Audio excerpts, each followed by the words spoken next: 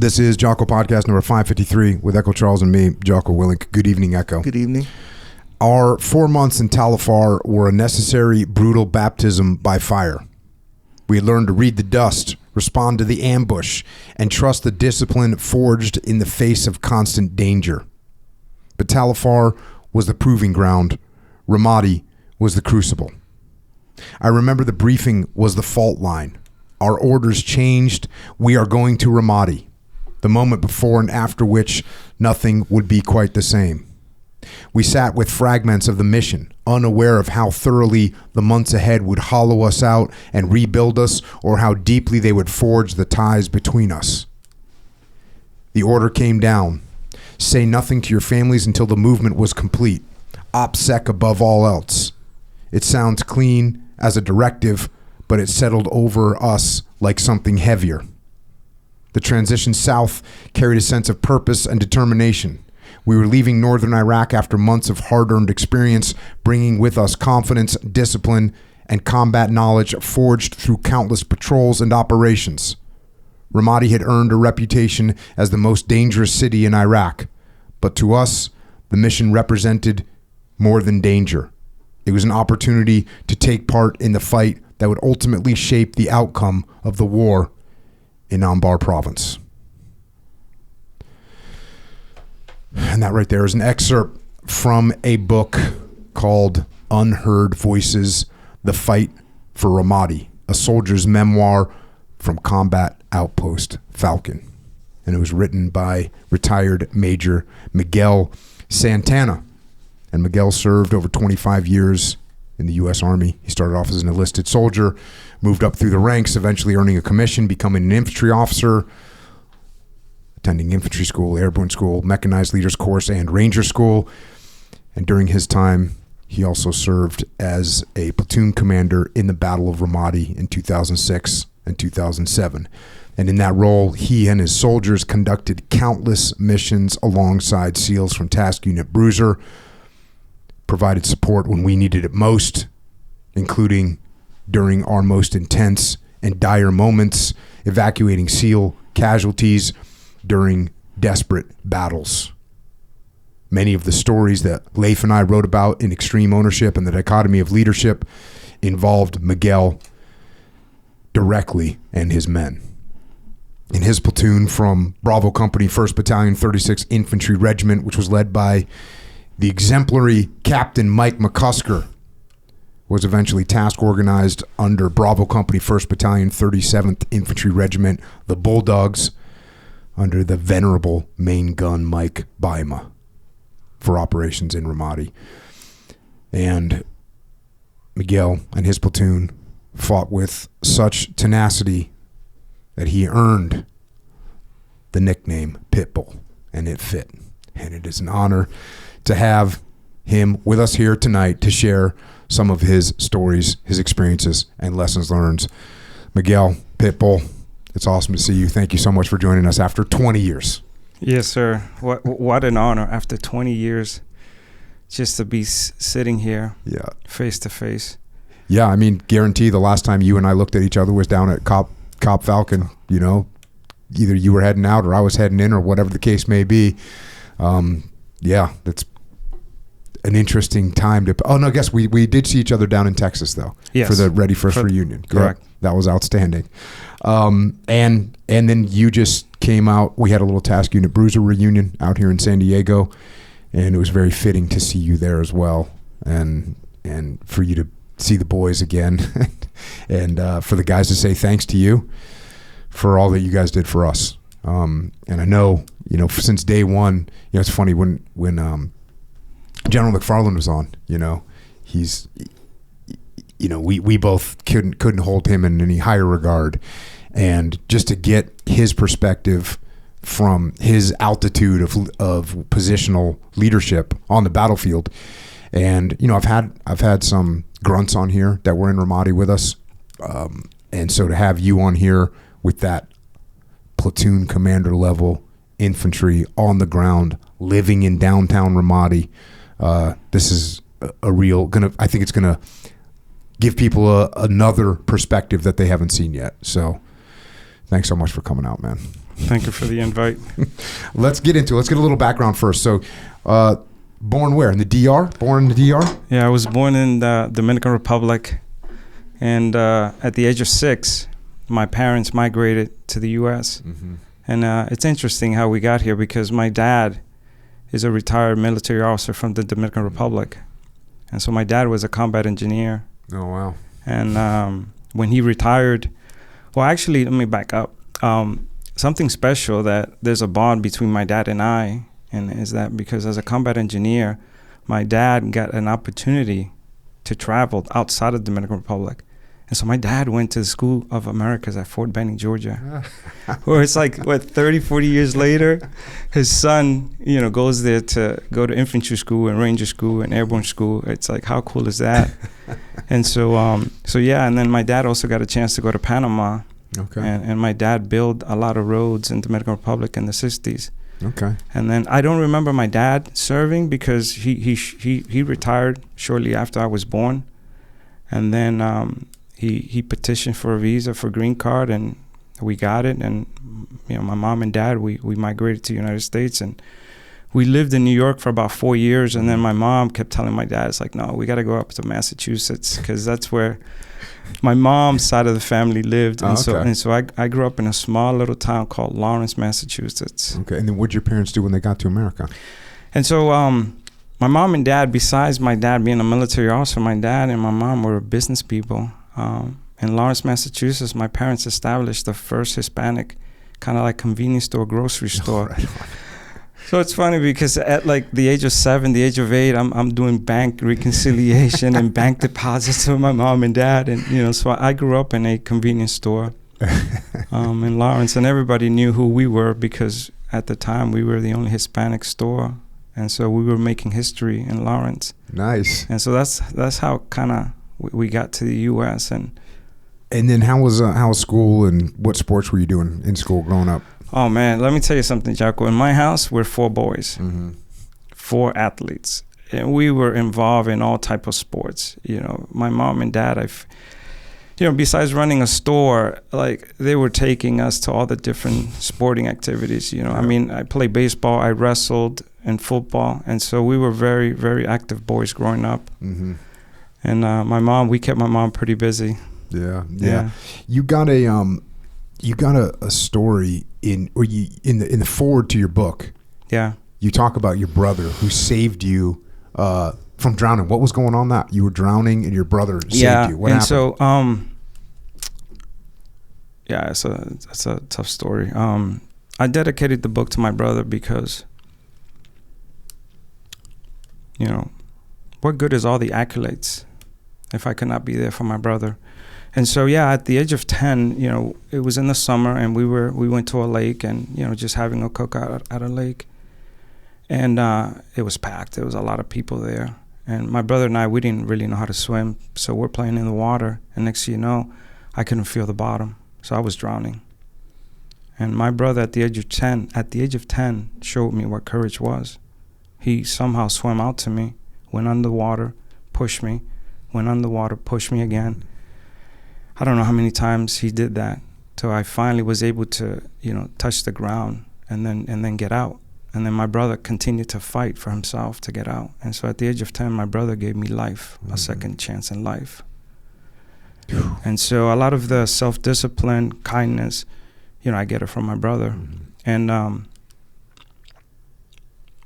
why is this very personal? Because my brother never got the chance to read the book. I mentioned it to him. And he's like, you got to write this book. And so on the 12th of January, my brother passed away at 57. Jocko, I just turned 56. My brother was only a year older than me. And so he didn't get a chance to read the book. And so I dedicated it to him. But at the age of 10, selfless service, commitment, dedication. Did you, with like learning those lessons from your brother, with your dad having served in the Dominican military, did you have your eye on the military from a young age? Yeah. I mean, we all come from a family of service. My dad served. My uncle served. He was a cop. So we come from a family that have always served. And it's interesting because the Santana family has a rich history to the Dominican Republic in addition to the U.S. And so, I consider ourselves like we're like two generations. Like there's still Santanas in the Dominican Republic that are still serving, whether it's doctors, police officers. But the new generation that live in the United States also serve. Like my younger brother served in the Air Force and did about 4 or 5 years and then transitioned. So my younger brother's a federal agent. He works for Customs and Immigrations. So when you were in high school, were you thinking this is what I'm going to do? Well, actually, no. When I was in high school, I didn't really know if I wanted to become a cop or a soldier. Mm-hmm. And a good mentor of mine in high school said, well, why don't you do both? And 17, 18 years of age, you don't really know this. And he was like, he explained it to me. He's like, look, join the Army Reserves, come back and go to the police academy and do both. And I was like, man, that's a great idea. I think I'm going to do that. And that's what I did. Mm-hmm. I originally started in the reserves. So I went to basic AIT, became a tank system mechanic, came back, went to the police academy, served as a reserve auxiliary police officer in the city of Lawrence, Massachusetts. But after a couple of years, I realized my passion was more to be a soldier. Mm-hmm. And so I resigned as a police officer, and I committed to being a soldier and be the best of it. And so did you go full active duty at that time? Yeah. And what year was that? And then I also applied to the ROTC program. Okay. And that's when it was about 7 years in already, 7 years. So you did that. So you were a cop and a reserve cop and a reserve soldier. Correct. For 7 years. Correct. What year did you graduate high school? 89. Okay. So 89, 90, all the way up to like 96 is when 96, you 97. decided you were going to commit to just soldiering. Yeah. So did you go active duty at that point? So I applied to Green to Go, OCS and ROTC, and I got picked up by Florida International University ROTC program. And then, so did you go down to Florida to go to school? Yeah. Is that the way it worked? Yeah, did you have to go 4 years? That's how they sent me, yeah. So I went to college for 4 years. Government paid for it. Nice. But here's what's even more interesting is that besides being an infantry officer, the Army paid for me to go to college, and I got a bachelor's degree in business. Mm-hmm. Go figure. Yeah. The military's a good deal, man. It really is. It is because, later on, when I, so I served as an infantry officer, went to infantry school, went to ranger school, and then the military said to me, hey, we need comptrollers. Hmm. And you remembered being in the convenience store running through the checkbook. Balancing the checkbook. Doing all of that. Got that. And so in between my second deployment, because the first deployment we were together in Ramadi, I went back again. And I went back as a company commander. And they're like, hey, we're going to make you, as an infantry guy, we're going to make you responsible for the whole financial footprint, MNF West. Dang. And so I was responsible for all the money running around MNF West, Iraq, between Al-Assad, Ramadi, HIT, TQ. Mm-hmm. And people would look at me and be like, you're an infantry guy, but you're the money guy? I'm like, yeah. The Army has big plans. Yeah. How, you're going through... So you get commissioned. What year did you get commissioned? August 2004. Dang, okay. And then once you get commissioned, did you go to, is that when you went all that schooling, or did you do some of the schooling, some of the military schools, did you do during college, or did you do them all once you got commissioned? Some of the schooling I did as an enlisted, but infantry school, ranger school, and mechanized school, I did it as an infantry officer. How old were you? 35. How was 35 years old going through ranger school? Outstanding. It's the best year of my life. At 35 years old, I was like in the top physical condition of my life. Ranger school. People ask me, how was Ranger school at 35? I mean, I lost 28 pounds. I'm just a little guy. What were you doing? I remember we talked earlier. You wrestled at 112, right? Yeah, I wrestled at 112. What did you graduate Ranger school at, weight wise? Well, I lost 28 pounds. I was like maybe 135, 138. Lost 28 pounds. Yeah. That right there would make Echo Charles quit. Yeah. He would want to lose 28 pounds. Yeah. And it's interesting because I I got recycled once in Ranger School, and for those that make it straight through, those were lucky. But the majority of people, you know, got recycled. And now here's one thing about Ranger School. What did Ranger School, Jocko, taught me? It's not the leadership per se. You know what Ranger School taught me personally at 35? How much I can push myself. What's my limit? And then there's still some more left. Yeah. You know, being deprived of sleep and food. Matter of fact, I almost lost my right eye in Ranger School. From what? In one of the training missions. Get off the helicopter, we're running into the woods, and my ranger buddy in front of me pushed the branch over, and I didn't see it, and the branch came back and slapped me on the face. And all I remember was just my feet up in the air. And so that mission from a training mission became a medevac to get me back down the mountain. This was up on Dahlonega, Georgia. Sure. And so I remember the doctor simply said, "You want to quit? What do you want, Ranger?" I said, "I'm staying." And so I remember they treated me, they covered my eye, and mandatory 8 hours sleep. And then in the morning, they just simply asked me, "What do you want to do, Ranger? Get me back out there." And so for a couple of days, you see me running around the woods with a patch eye. And in the morning, the medic would come and check up on me, make sure I was okay. But I knew the importance of, you know, I set that as a goal for me to get my tab. And so I was willing to leave everything on the table, because what type of a leader, what type of an infantry officer I would be if I didn't get it. And I mean, this is post September 11th. This is 2004. You must know that what you're preparing for is to go to war. Correct. What's your first duty? So where do you end up getting assigned when you get done with Ranger School? Well, at the time, I was, one of the assignments was potentially 75th Ranger Regiment, 82nd, or potentially Europe. I didn't really know. We didn't really know. And so as soon as I graduated Ranger School, it was like, hey, 4 lieutenants, we all got orders. Hey, I'm going to Germany. And initially, I was supposed to go to Baumholder. They call it the Rock. And so, all right, we get to Germany. But once we get to Germany, I got rerouted to Freiburg, Germany, with 1st Armored Division. I do have to share this story, and I hope he sees it. Colonel Graves, the battalion commander. We get off the bus and we go see the battalion commander, and he immediately, here we are, these 4 lieutenants standing there, and he points at one. "Are you tabbed?" And the first lieutenant says, "No." He points to the second, "No." He points to the third, "No." He points to me. And, I said, "Yes, sir." He's like, "Congratulations. You're going to be 2nd Platoon, Bravo Company, 136 Platoon Leader. You got 45 days. Get your shit ready. You're going to Iraq with us." So our major, I got 3 lieutenants for staff. Dang. And so that was it. I just got 45 days to get my stuff in order in Germany. Yeah.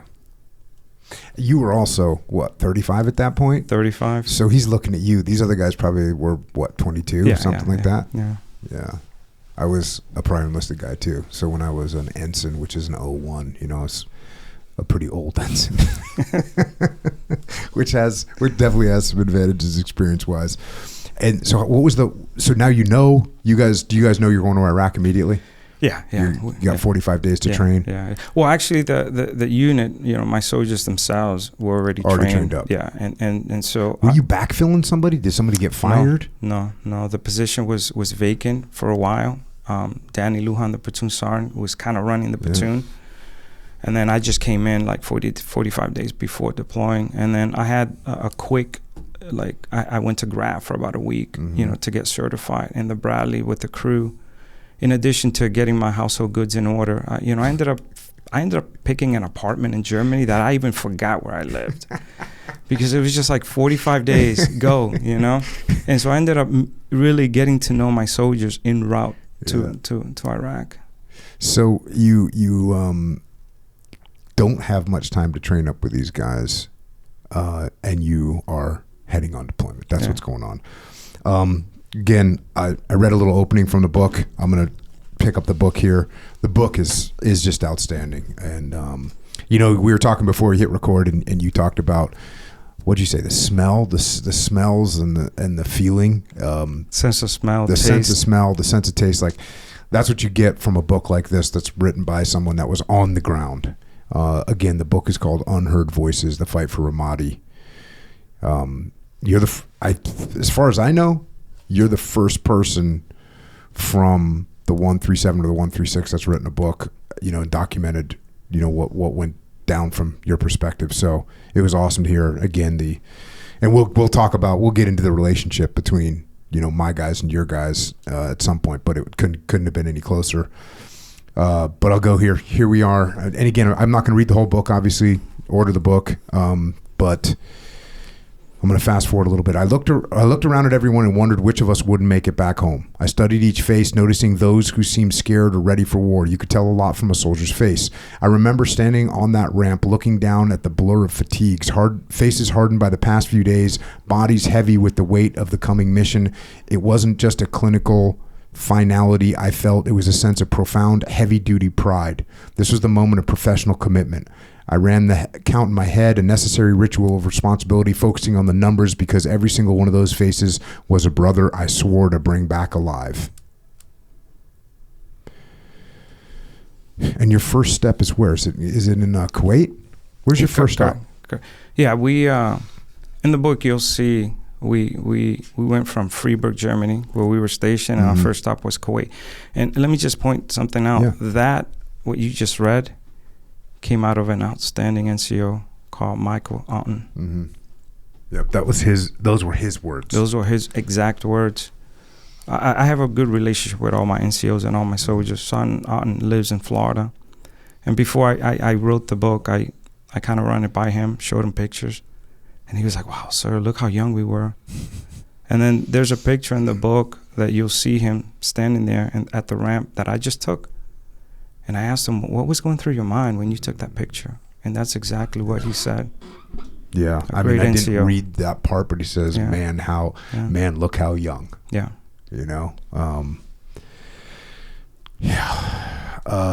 So Camp Buring, am I saying that right? Camp Buring, Kuwait. Buring, that's where you guys end up. Yeah. And when you get there, it's time to train. Correct. It's time to get all your equipment. Your brads have been shipped over earlier, so you're waiting for those things to show up. You talk about some of that stuff. Fast forward a little bit. Because we were considered a mechanized unit, we also had to complete high-stakes convoy live fire training. This training emphasized immediate brutal contact drills, reflexive reaction to ambush, and the laborious process of vehicle recovery. Every drill was executed at maximum speed, simulating the chaos we knew was waiting, instilling a deep, almost religious adherence to procedure. The slightest lapse in a drill meant virtual death sentence in Iraq.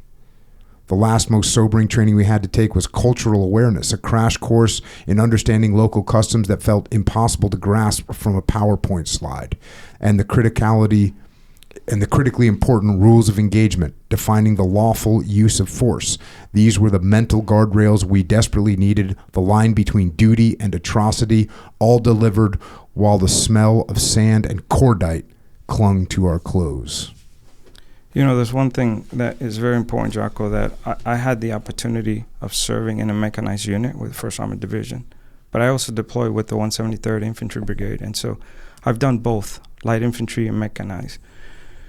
And the thing about mechanized is it's not just your soldiers. You also have to think about your vehicles, where to position your vehicles, because your vehicles is an extension of you. And so about the 2 weeks we were in Kuwait, besides getting the soldiers ready, getting our weapons, we also had to get our vehicles. The vehicles came in, and we had to, load them, and then bring the vehicles to the firing range and make sure that they were all exact zeroed. The 25 Mike, it's a beautiful gun, and it has a very distinct sound.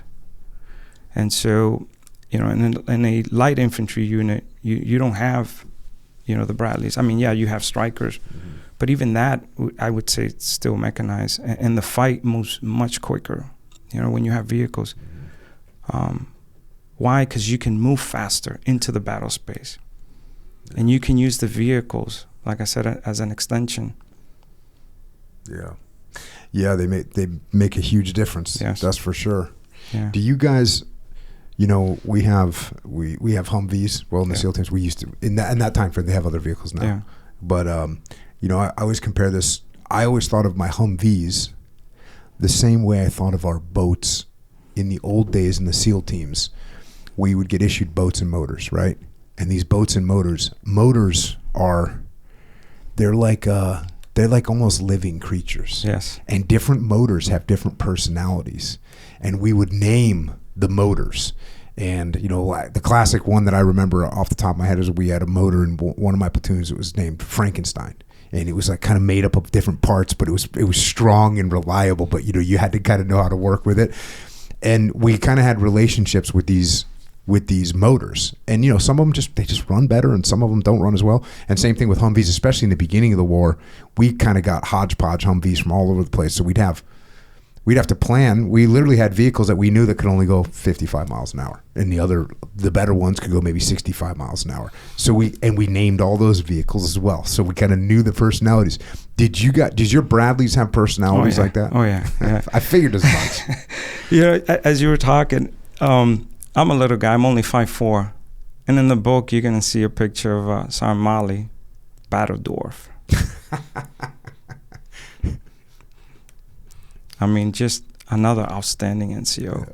Yeah. And, you know, now, if like I said, I'm only 5'4", so the Bradley for me was comfortable. Yeah. But if you're like yourself, you know, 5'11", 6 feet, the Bradley's tight. Yeah. But yeah, every vehicle of ours had a specific name and its own personality, you know, starting from the driver to the gunner.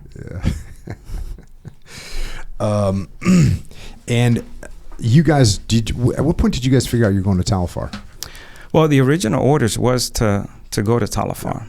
Yeah. You know, so you knew leaving Germany you were going to Talifar? Correct. Yeah, the orders was to replace 3rd ACR up in Talifar, and I do remember we flew into FOB Psych, and you know what? To my surprise was that I always thought Iraq would be like open desert, hot, and, you know, and when we got to Talifar, it was like mid-February. It was cold. It was raining, and it was green. Mm-hmm. And I was like, this is weird.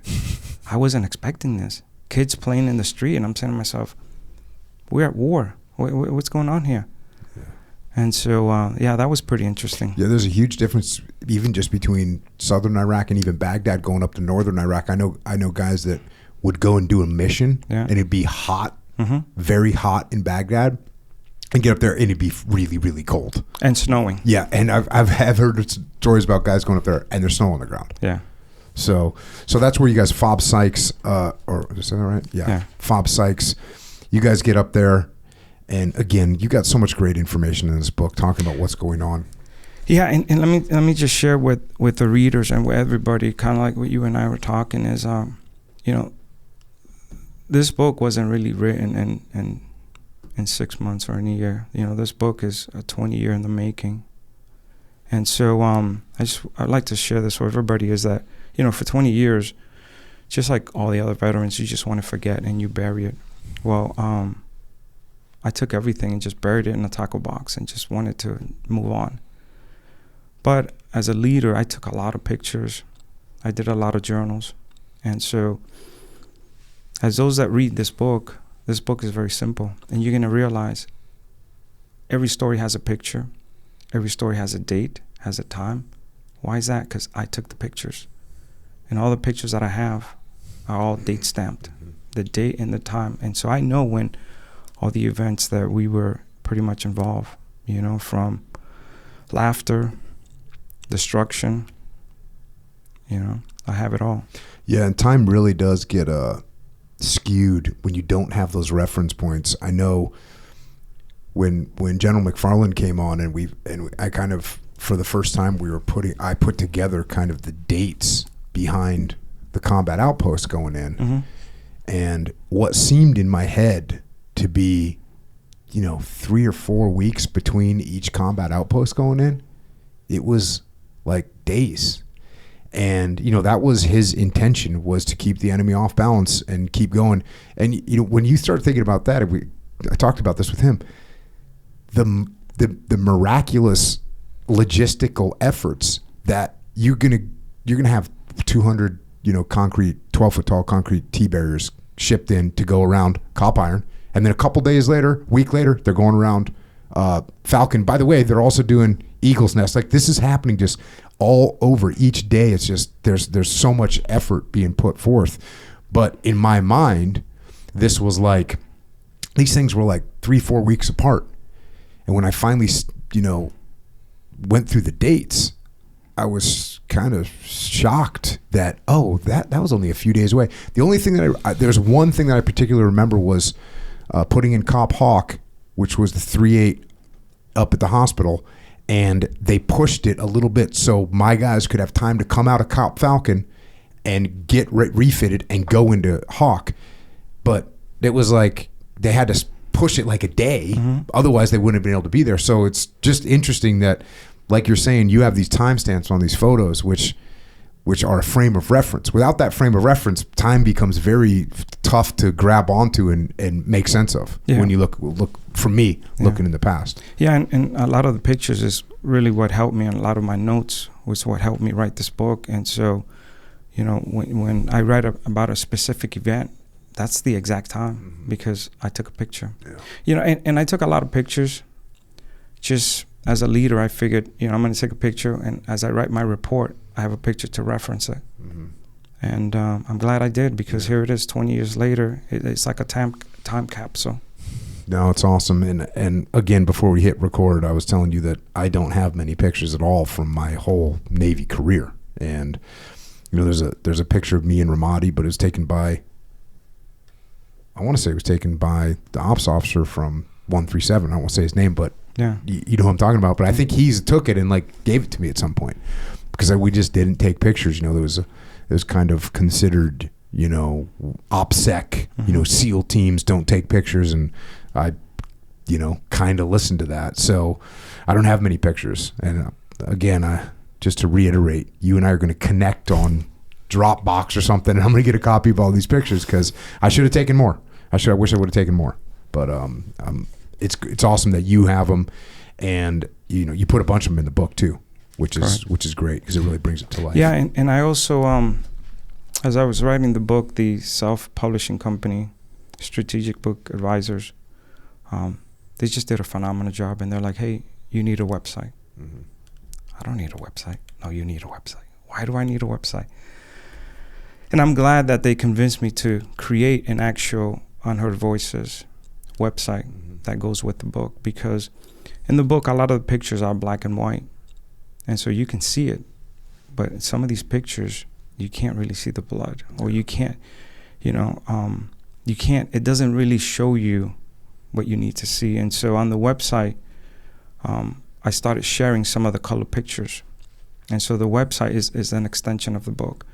And also I'm going through some of the videos, because I do also have videos, some good videos, some funny videos that I'm going to be sharing with the world, because everybody needs to understand, kind of when we first started, my book, what do I bring? The sense of smell and taste of what Ramadi was. And so in order to be able to understand and grasp the importance of Ramadi, it's besides the book is the website, where you're going to see pictures from 20 years ago. As a matter of fact, I also created a folder where 20 plus years reunion, I some of the pictures that you and I took. Oh, that's awesome. It's in there. And then I'm working on, creating another folder for videos. Jocko, for the last 20 years, I never had a digital footprint. I mean, I had Facebook, but it was more for keep up with my soldiers. But I think as a leader, it's our responsibility. And everywhere I go, I always say, as a leader, if we were in combat, you can trust each other. We know that. Well, as a veteran, why do we have to stop? Leaders continue to lead. It doesn't matter that we're retired. It doesn't matter. Matter of fact, it doesn't even matter if you didn't even retire. If you served, you're a veteran. And if you were a leader, continue to lead. If you're a soldier, you're still a soldier. And so the website is an extension. It is helping. I like to share this also. I mean, the amount of people that have reaching out to me through the website, sending me messages and thanking me for writing this book, and also for the website. Moms and dads are finally getting to understand what we went through. And being a soldier to us is like, I'm doing my job. There's nothing to talk about. Hey, I just did my job. But as a leader, it's our responsibility to continue to lead and share the stories of those soldiers. I don't know if this is the right time, but I do want to share this. When you look at the book, the front cover of the book, Jocko, I took that picture. And you saw it, and you immediately recognized it. The whole task bruiser yesterday, was it yesterday? Yeah, yesterday. They immediately recognized the front cover. Well, that was the entrance to Cop Falcon. And then where I wrote a soldier's memoir from Cop Falcon, you notice it's a red stripe. Well, that red stripe is the blood that we all shed. I'm a Purple Heart recipient. I got shot, just like Captain McCusker and I, we shared a close quarters up in Talofa. And so we both bled. And so that stripe reminds me, it reminds all of us, for the blood that we shed in combat. And then in the top right-hand corner, I put the American flag as a symbol for what? For our fallen soldiers that we can never forget. And so this book is written by me. Every picture is me. And this is, as a leader, this is my way of giving back to my soldiers and their families, their moms, their dads, sons and brothers, so they can truly understand what we went through in that time. And this book is not just about the Army. It's about the SEAL teams. It's about the Marines. It's about all of us that at one point or another set foot at Cop Falcon. Yeah, no, it's awesome to capture this stuff historically as well, because people's memories fade, and even just talking, just this past weekend, and we did the Task Unit Bruiser reunion, and being down in Texas when we did the 11 AD reunion, you're hearing stories that when you hear them, you remember them. But if you wouldn't have heard them, they may have continued to fade, right? So just being able to document these things so that as these memories fade, they don't fade anymore because they're captured. So it's awesome. It's awesome, and thank you for writing it. Getting back to this, so you guys get up to Fob Sykes. This is where you guys end up, and you guys immediately you get it sent out to a place, Cop Burma. And you say Cop Burma wasn't just another small base. It was a pivotal U.S. Army combat outpost located in the rural outskirts of Tal Afar, Iraq. Its position was chosen for its sheer strategic value, located midway between Mosul to the east and Sinjar to the west, yet uncomfortably close to the Syrian border. So that's where you end up, is Combat Outpost Burma. Of course, it's rough living out in the combat outpost. And what was your mission when you're out there at the combat outpost? What were you guys doing primarily?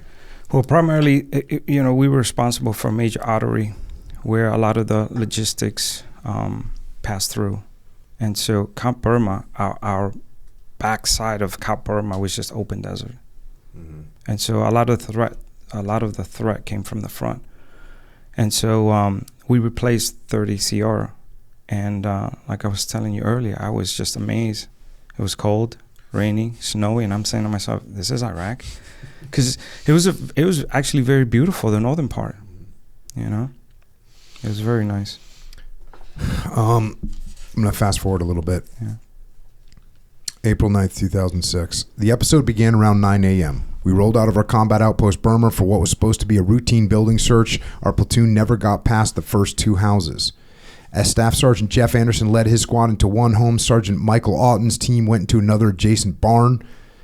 Michael's men immediately found the grim evidence: a suicide vest and bags of fertilizer and explosive packed with metal shrapnel. This wasn't a casual hideout. This was a workshop.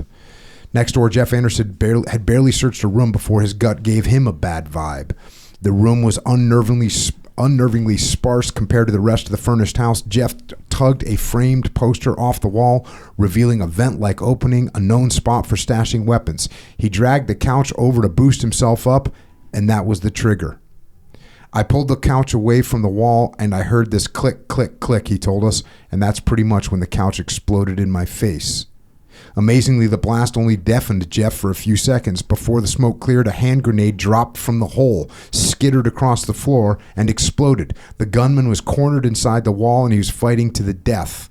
This wasn't a typical engagement. Captain McCusker noted that most of these guys fire and flee, but this enemy was determined to fight to the death.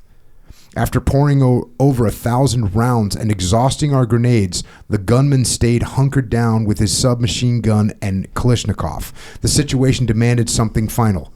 Captain McCusker knew someone had to go in and confirm the kill, but he saw the toll the fight had already taken on us. He wasn't going to tell one of his soldiers to crawl into that hole.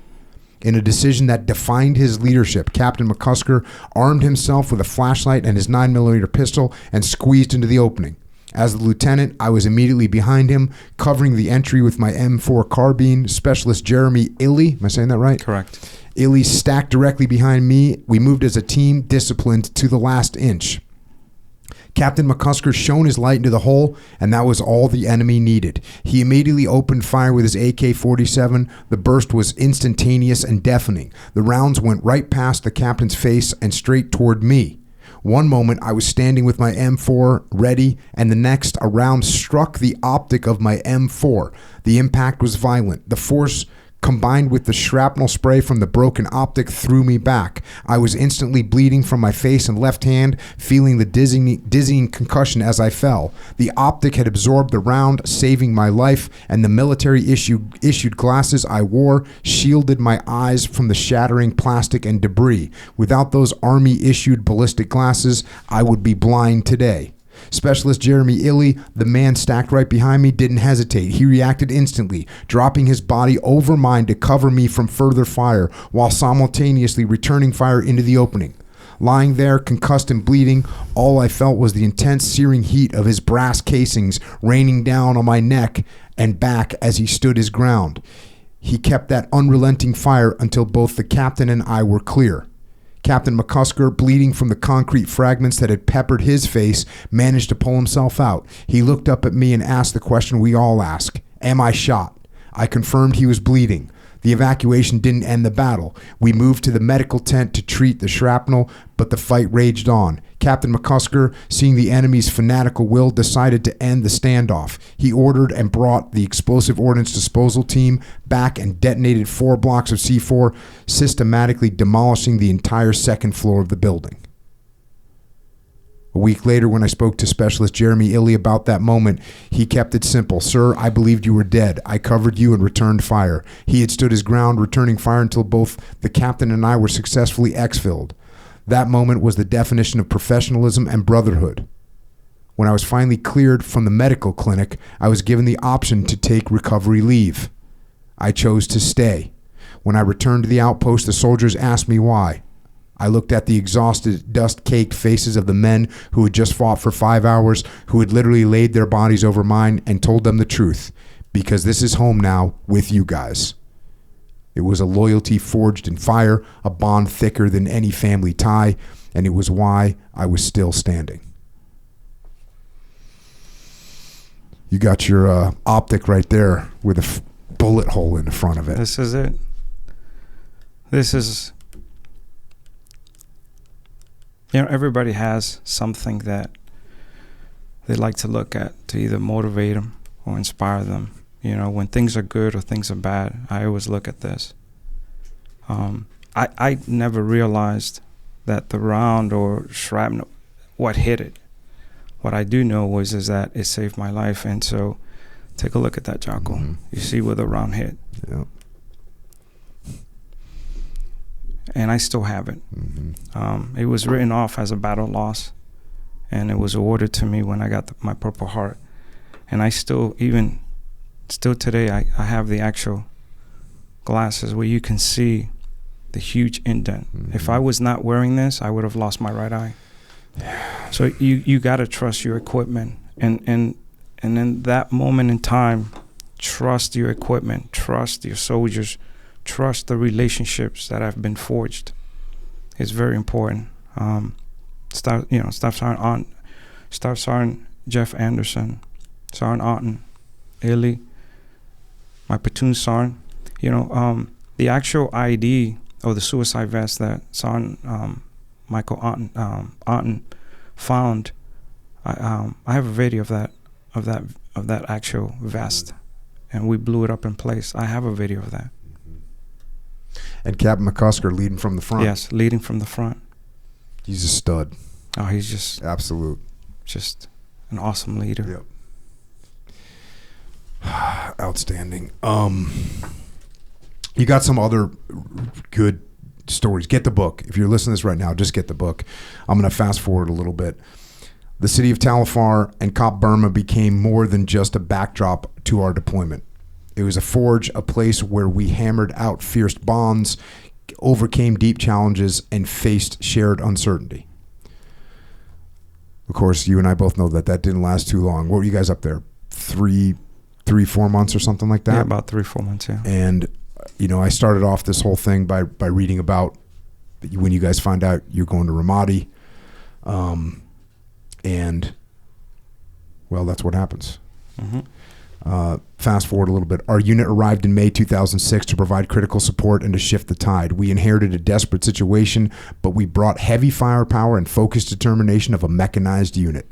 Over the next year, through relentless patrolling, clearing operations, and focused application of combat power, we'd work alongside the Marines, Navy SEALs, and other coalition forces to fundamentally change the situation on the ground. When you guys were heading down there, are you guys reading through intel reports? Like, what are you guys doing to prep for what's coming? Well, there wasn't really much prep. It was more, we got the orders, and it was simple. We're going to Ramadi. However, no loved ones need to know. And so it was interesting because telling your soldiers we're going to Ramadi, and everybody knew at the time Ramadi was the dangerous city. I mean, Ramadi was a lost city that everybody, written off as it's gone. And so and the casualty reports. That's the thing that I remembered. Yeah. I didn't know I was going to Ramadi, so we were deploying in April, mm-hmm. and I didn't know I was going to Ramadi until February. We were supposed to go to Baghdad. I did a pre-deployment site survey in Baghdad to go and work with the Iraqi counter-terrorist force. That's what we were going to do. We were all set on that, and then a couple weeks before deployment, I found out we were going to Ramadi. Now, I had been tracking Ramadi the whole time, and I knew that was it was the Wild West. Yeah. So the casualty reports alone made that very clear, because Baghdad, I want to say, has, I think the number, like Greater Baghdad, has something like 15 million people in it. I think it's actually more than that. Ramadi has 300,000, 350,000, and Ramadi would have more casualties. So you knew it was going to be bad. Yeah, and the area that we got was an area that the Marines would not go in, and if they would get shredded. Mm-hmm. And so there wasn't, in the book I write that Talafar was just the staging area, getting us ready for Ramadi. Mm-hmm. And you also you leave your battalion at this point, right? And you guys get chopped under the 137. Yeah, Captain McCusker, Bravo 136. We get attached mm-hmm. to Task Force Bandits, mm-hmm. And then Captain McCusker gets assigned to Cop Iron, and then within that, Captain McCusker had to give one of its platoon to Bravo 137, yeah. Captain Baima, and so that's where I was assigned mm-hmm. to Cop Falcon.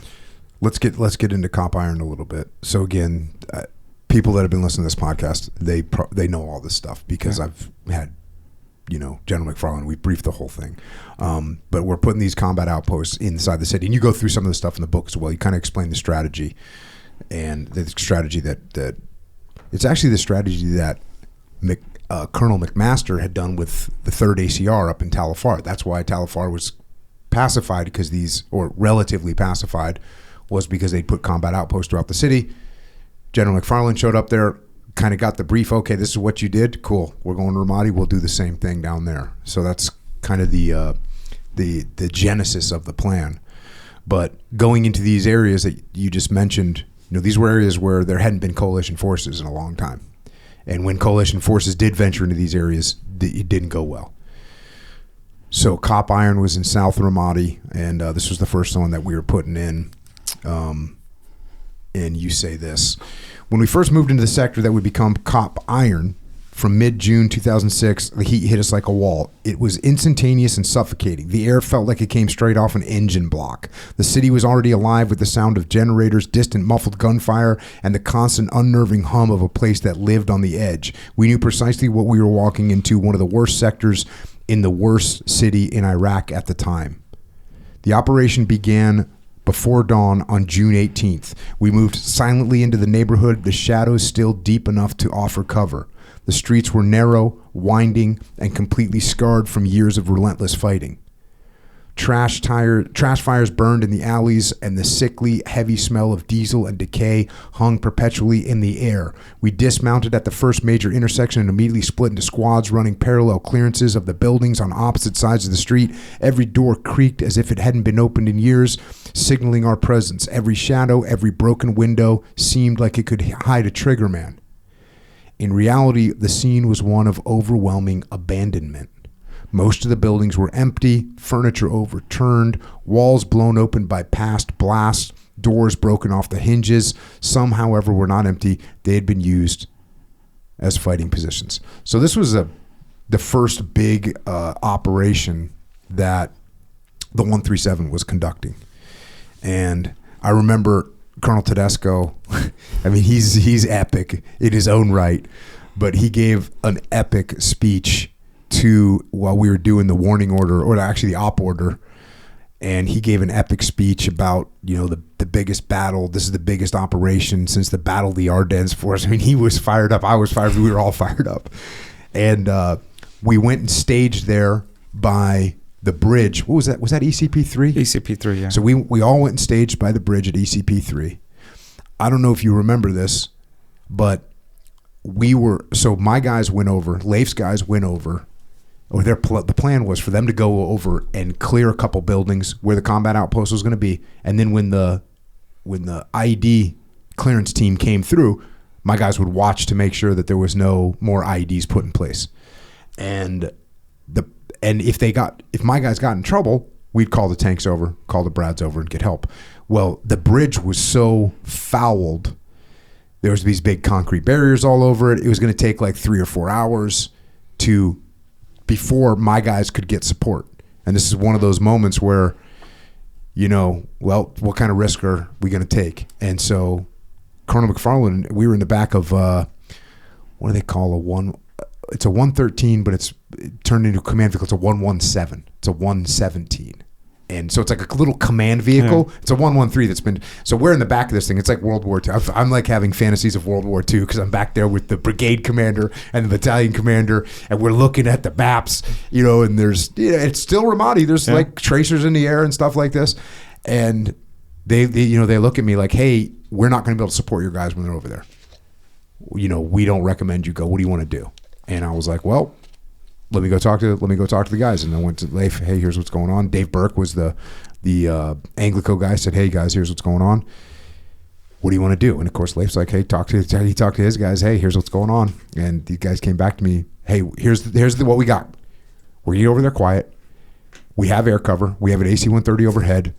We can call in more air support if we need it. And worst case scenario, we'll do an immediate action drill and we'll bound back to the river and we'll just swim across because we're frogmen. We'll go. And I was like, all right. So I went and told them. Then Colonel McFarland said, roger that. And Colonel Tedesco said, roger that. And so then they went across. And then they cleared the bridge. Eventually, you guys went across and started setting this stuff up. But it was surprising that there wasn't a lot of resistance on that first combat outpost. And there was a Ranger operation that had taken place. I don't know if you remember this. It was a Ranger operation where they had been shot off target down there. Mm-hmm. And I don't know if you remember this as well. There was a little clump of buildings south of Cop Iron that was called Mouge Village. And so, we're all thinking, you got Mouge Village, you got this target that the Rangers had been shot off of. This is going to be a fight. And interestingly, as you put, it was like abandoned looking buildings. And I have pictures of that building. I mean, that whole building was just completely destroyed. Mm-hmm. There was nothing there. Yeah. Also, it's also important to mention we had Iraqis with us as well. So there's a bunch of Iraqi soldiers. We had a T-72, so we had Iraqi tanks on that one. And they came out of, I believe, Corregidor. Yeah, I think they did. So fast forward a little bit. Once we had the area secured, the 40th Engineer Battalion and logistics teams arrived. That's when iron began to take shape. Cop iron wasn't handed to us. We literally had to carve it out of blast-damaged concrete and dust. We worked under the fierce sun, assembling HESCO barriers by the section, filling them with whatever we could scoop up: dirt, rubble, broken bricks. The engineers' dozer pushed massive earthen berms around the perimeter while the operators worked under sporadic sniper fire. Every time a round snapped overhead, the operators would flinch, duck behind the armor for a necessary second, and then immediately push the dozers forward, driven by the urgency of getting the protection up. And again, I just said, it was surprisingly quiet, but obviously it wasn't completely quiet. And actually, in a couple days later, that's when Corporal Chris Leon from Anglico, one of Dave Burke's guys, was killed by one shot. And he was actually the first Anglico Marine that was killed in Iraq. So, by no means was this a peaceful situation, but it wasn't as much of a fight getting the footprint there as I initially thought it was going to be. And where actual Cop Iron was established, I mean, they were a little exposed. And so their biggest threat was sniper fire compared to Falcon. Falcon, we were surrounded by buildings. And so our biggest threat was indirect and IEDs. But Iron had massive sniper fire threat. That at the beginning, we would do patrols during the day, but the threat was so high. Captain McCusker changed, and we started doing missions more at night. And that during that mission, you were working for Captain McCusker, and then, as you were saying, once Cop Iron was established, that's when it started looking like you were going to get chopped over. Well, let's backtrack a little bit. After Iron was established, first platoon, second platoon, third platoon, we were all at Iron, and it's in the book when, hey Miguel, you're going to go to Falcon and you're going to be with Captain Baema, and we went to do a leaders recon. With the route clearing team. It should have been a quick 45 minutes. Turned into like maybe 4, 5, 6 hours. I don't remember how long, but what I do remember, and it's in the book, I got hit with 2 massive IEDs all within 5 minutes. Literally, we left Cop Iron, crossed the train tracks, not even 100 meters. The MRAP in front of me got hit with a massive IED. What I remember, because it was right in front of me, and as you know, in the Bradleys, the commander's a little bit exposed on the hatch, and so I took that direct concussion. Now, here's another thing that is very important for people to understand, is that at that moment in time, we're trying to assess. We returned fire, gained fire superiority, right, of the objective, but I knew that we had to secure it. I knew that we had to dismount and get the engineers out of the MRAP. And so the first Sergeant Duran was with us, and the Exos tank, he was also with us, Captain Fox. And the driver was Private Jeremy Brockton. And so the decision was made, Captain Fox is going to pass me on my right and take and secure the lead. Would become the lead vehicle and secure the front. And then I was going to dismount to aid the injured soldiers inside the MRAP. Well, as the tank is passing me on my right, and I'm looking towards my right, I see it's passing. Right at the median was a pressure plate IED. Literally hit the tank, lifted half the tank, broke track. If that decision was not made and I would have dismounted, we all would have been wiped out by that pressure plate IED. And so the tank got hit. And so this simple mission of just a leader's recon just became a major operation, because now, I found myself with 2 vehicles destroyed. Yep. And so now I had to secure the objective, because as you know, Jocko, for the Iraqis to destroy a vehicle, that was a big deal for them. Yep. And so I knew I wasn't going to allow them to have these two vehicles. And so we stayed there for hours until finally, out of cop iron, the M88 recovery vehicle. And I remember his name because I also took a picture of him. Staff Sergeant Pineda, our company mechanic with the M88, came out to recover the MRAP. And then we only had one MRAP available. And so the other tank that escorted the escorted the M88 did self-recovery on the other tank. Mm-hmm. And then all the injured soldiers out of the MRAP, we put them in the back of my Brads. Yep. And we fought for hours because they wanted the vehicles, and I wasn't going to allow them to take it. A little bit more to this story. I don't know if you know this. So from our perspective, talking to Colonel Tedesco, and I remember he says, "Hey, we're going to do an armored reconnaissance." And okay, roger that, sir. And I said, "Hey, I can get my guys in there too. Like, they can come and take a look around. They can see what they see. They'll take pictures, the whole 9 yards." And he said, "Well, you don't really need to, because we're going to have our guys." And I said, "Well, if you don't mind, we'll do it, just so we get a feeling. We'll get to look at some overwatch positions that we can go to that around the surrounding area, maybe not necessarily the cop itself." And he goes, "Okay, you guys want to go down there? Cool." So I go back to Leif and his guys, and I think it was Leif's platoon chief, Tony Afrati. And I said, "Hey, the Army's going to do an armored reconnaissance down there." And he goes, "What do you mean armored reconnaissance?" And I go, "It means they're going to take their vehicles, they're going to drive and look around." I mean, it's so the opposite of when a SEAL thinks of reconnaissance. We think of like crawling through and no one's going to see us. And so he was kind of this look on his face like, what does armored reconnaissance even mean? I go, "It means they're going to take their vehicles, they're going to drive and they're going to look around. That's an armored reconnaissance." And he goes, "Okay."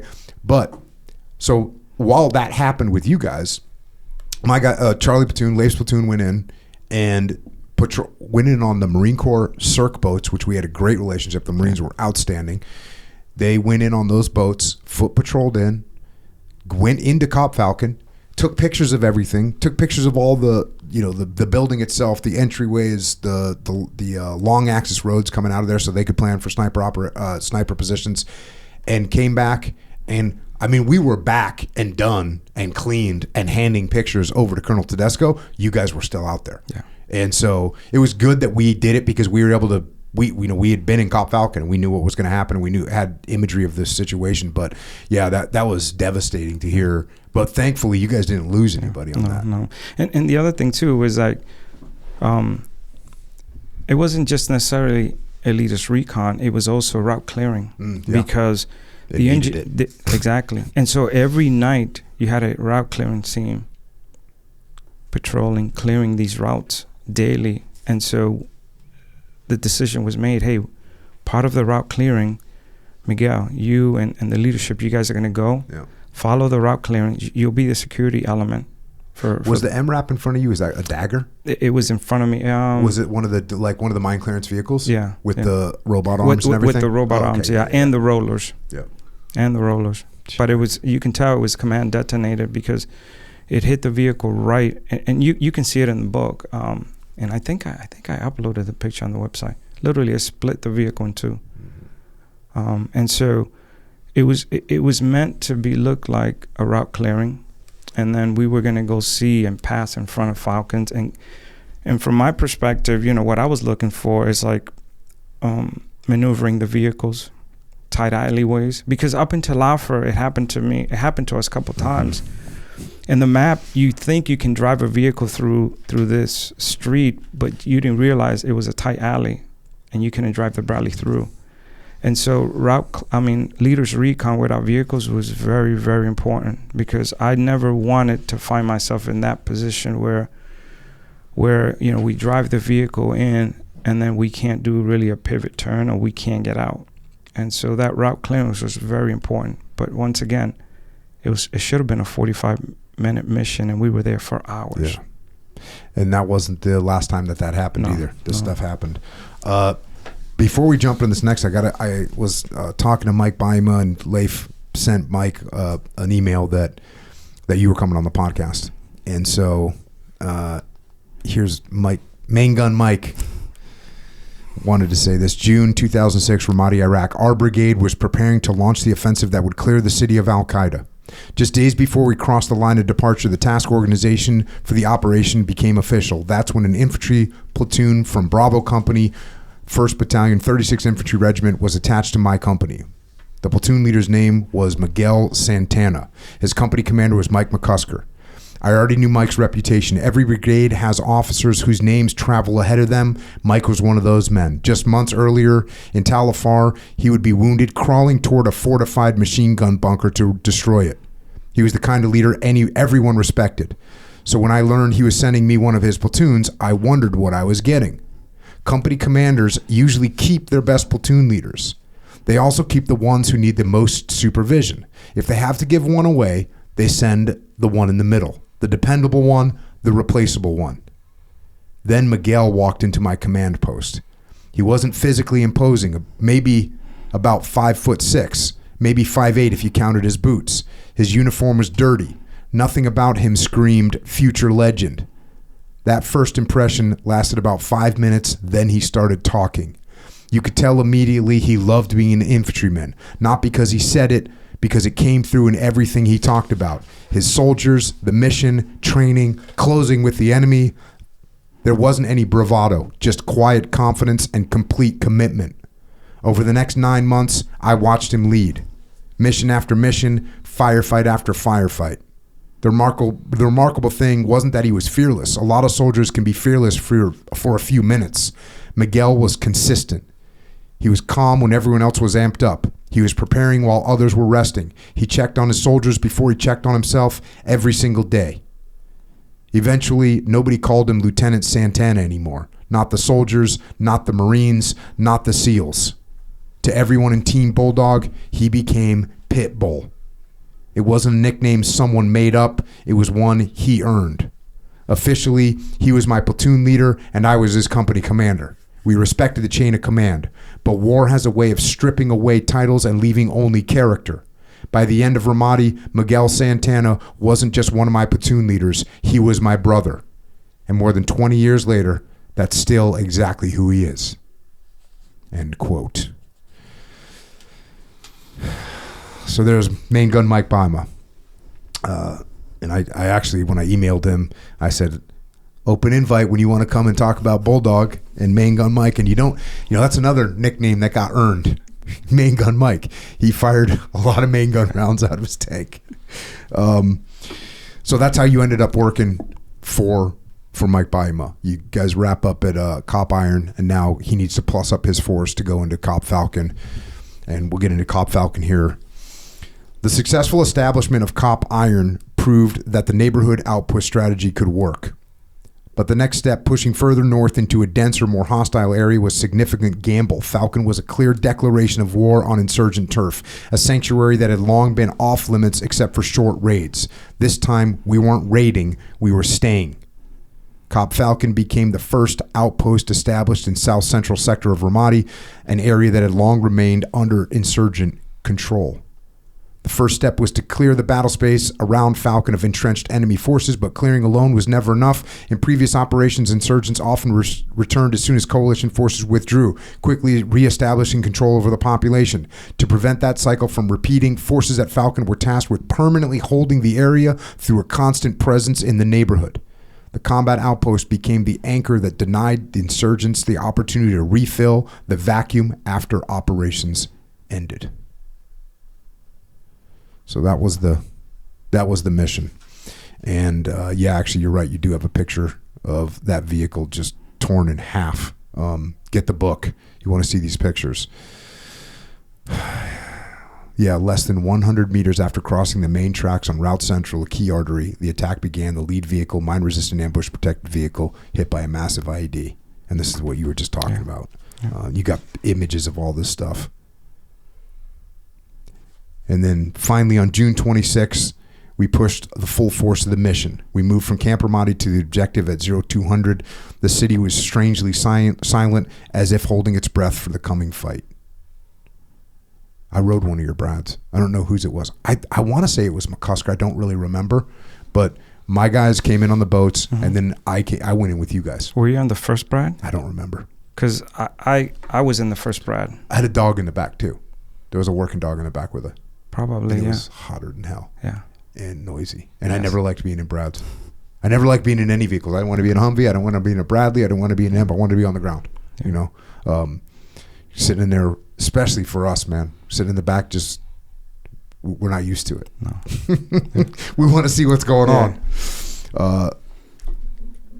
Let's see. Fast forward a little bit. Our objective, once reached, was a permanent statement. The SEALs were already at the objective, providing crucial outer security through their established overwatch and sniper positions. Knowing the SEAL team was in position meant I had a constant critical need to maintain flawless situational awareness to prevent any chance of friendly fire. My platoon immediately moved through the neighborhood, clearing structures block by block. The first building was seized, was a former community center school, now nothing but a shell with blown out windows. We took over more houses, many gutted or abandoned with damaged roofs and broken doors, exhibiting signs of previous intense destruction. The construction phase was a testament to courage. The engineers brought in pallet after pallet of concrete barriers, over 300 of them, using forklifts under direct fire. HESCOs followed immediately. We built the perimeter in three essential layers. First, the concrete barriers to stop the devastation of a vehicle-borne improvised explosive device. Second, the HESCO walls for blast protection. And third, sandbagged rooftop positions for dedicated overwatch. You got some great pictures of Cop Falcon here. You know what's, when you think, go ahead. And the firing positions, the way we designed it, we actually brought an engineer, and we got 250 cals built in actual frame support for the 50 cal, and massive amount of sandbags. Oh yeah, all the way up to the roof. And so the 50 cal was just to reach out there. And then on top of that, we had 249 and the saw and the grenade launchers. I mean, it was just a massive fortress. Yep. And I was just thinking about as I was reading through all that stuff. It's important to remember that when you talk about reinforcing this stuff, you might think to yourself, yeah, I guess you would need to reinforce it. That seems like a good idea. No, it's absolutely mandatory. There was an ECP, I think it was 295 or 293 up in Tamim that got hit and was devastatingly impacted with the MIT team. The oncoming MIT team and the offgoing MIT team leaders were killed. A bunch of Iraqi soldiers were killed. The what we talked about earlier, ECP-3, had been overrun, all but overrun. Do you remember getting down there? Yeah. It was just nothing left. This had been a little outpost, and the enemy had hit it with mortars, followed by RPGs, machine guns, and then a vehicle-borne ID. And this combat, the ECP down there at ECP-3, there was like nothing left. You see twisted HESCO barriers, and I have a picture of us at ECP. One of our soldiers, Sergeant Krudoff, took a sniper shot in the face and survived. Mm-hmm. So I have pictures of ECP-3. I also have pictures of the devastation, the aftermath. Yep. Yeah. So when we're sitting here and when we're doing the planning of how you reinforce these positions, it couldn't be any more serious, because it is a real, absolute threat. And by the way, those two that I talked about are just two that I talked about. There's 5 or 6, maybe even 7 times where the enemy did, combined arms attacks and completely devastated. They did it at OPVA. They did it all over the city. And so this was very serious, for you to approach. You're talking about how you designed to get 50 cals up there and the amount of sandbags, the amount of concrete barriers, because you were going to get attacked. Oh, yeah. That's what was going to happen. And also Falcon too, Jocko. If you remember, Falcon was like right in the middle. There's a bunch of roads that led into Falcon, so it wasn't just baseline and central. We also had the backside. And so now, for those that don't know, the cover of the book, that tank, that was the main entrance. Yep. And so you had to deal with the tank. You had to deal with the 50 cals up in the roof, the 249s, the grenade launchers. And so after we initially took over Falcon, I mean, immediately we started taking in indirect. And after even we thought that, okay, we built it, it's fortified. So on Lujan, all my NCOs, we would walk the perimeter just to make sure that every angle was covered. Yeah. And we would go out and we would hide and say, hey, sir, look, that's a weak spot. We got to fortify that. And so we make sure that from every angle, Falcon was completely sealed, and you were not going to be able to get in. Yeah, and you're right. That reminds me. I mean, even the indirect fire, the morning that we were putting it in there, Colonel McFarland came down, and there was a. I always thought it was a mortar.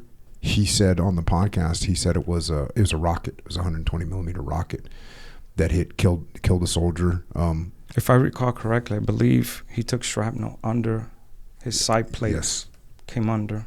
Yes, he didn't have a side plate. We didn't have side plates. Correct. And again, this is, leadership from Colonel McFarland. I was on the other side of that wall where that hit, and he got casevaced and all that. It was terrible. But like the next day, a truck arrived with the side plates in it, and gave them out to all the soldiers to get them in there. And that was always interesting to me, being from the special operations side. Guys always prioritize being light, and less body armor. And, all of us came home from Ramadi with a different attitude. and also, besides the side plate, you remember we got issued the, I don't know if you guys wear them, but we had to wear the groin. Yeah, there was the groin ones. The guy, I would see the Army dudes with the groin thing, with the shoulder things, with the neck collar. Yeah. I was like, absolutely. I wear the groin, but I didn't like the shoulder, the neck, because it's just. Yeah. I'm a little guy. And but if you're a turret gunner, in a Humvee, yes, all day. All day, correct, correct. Yeah. Fast forward a little bit here. Tasking a bruiser from SEAL Team 3 established a presence within COP Falcon, further strengthening the combat outpost capabilities and operational reach. Their integration into Falcon reflected the growing importance of the position as coalition forces expanded their permanent presence inside the city. By late July, Falcon had effectively become a fortress, reinforced with barriers, fighting positions, heavy weapons, and constant operational tempo that denied insurgents freedom of movement. And you got a good picture in here. So you guys gave us a little house inside of COP Falcon. The guys wrote SEAL House on it, BTF, Big Tough Frogman.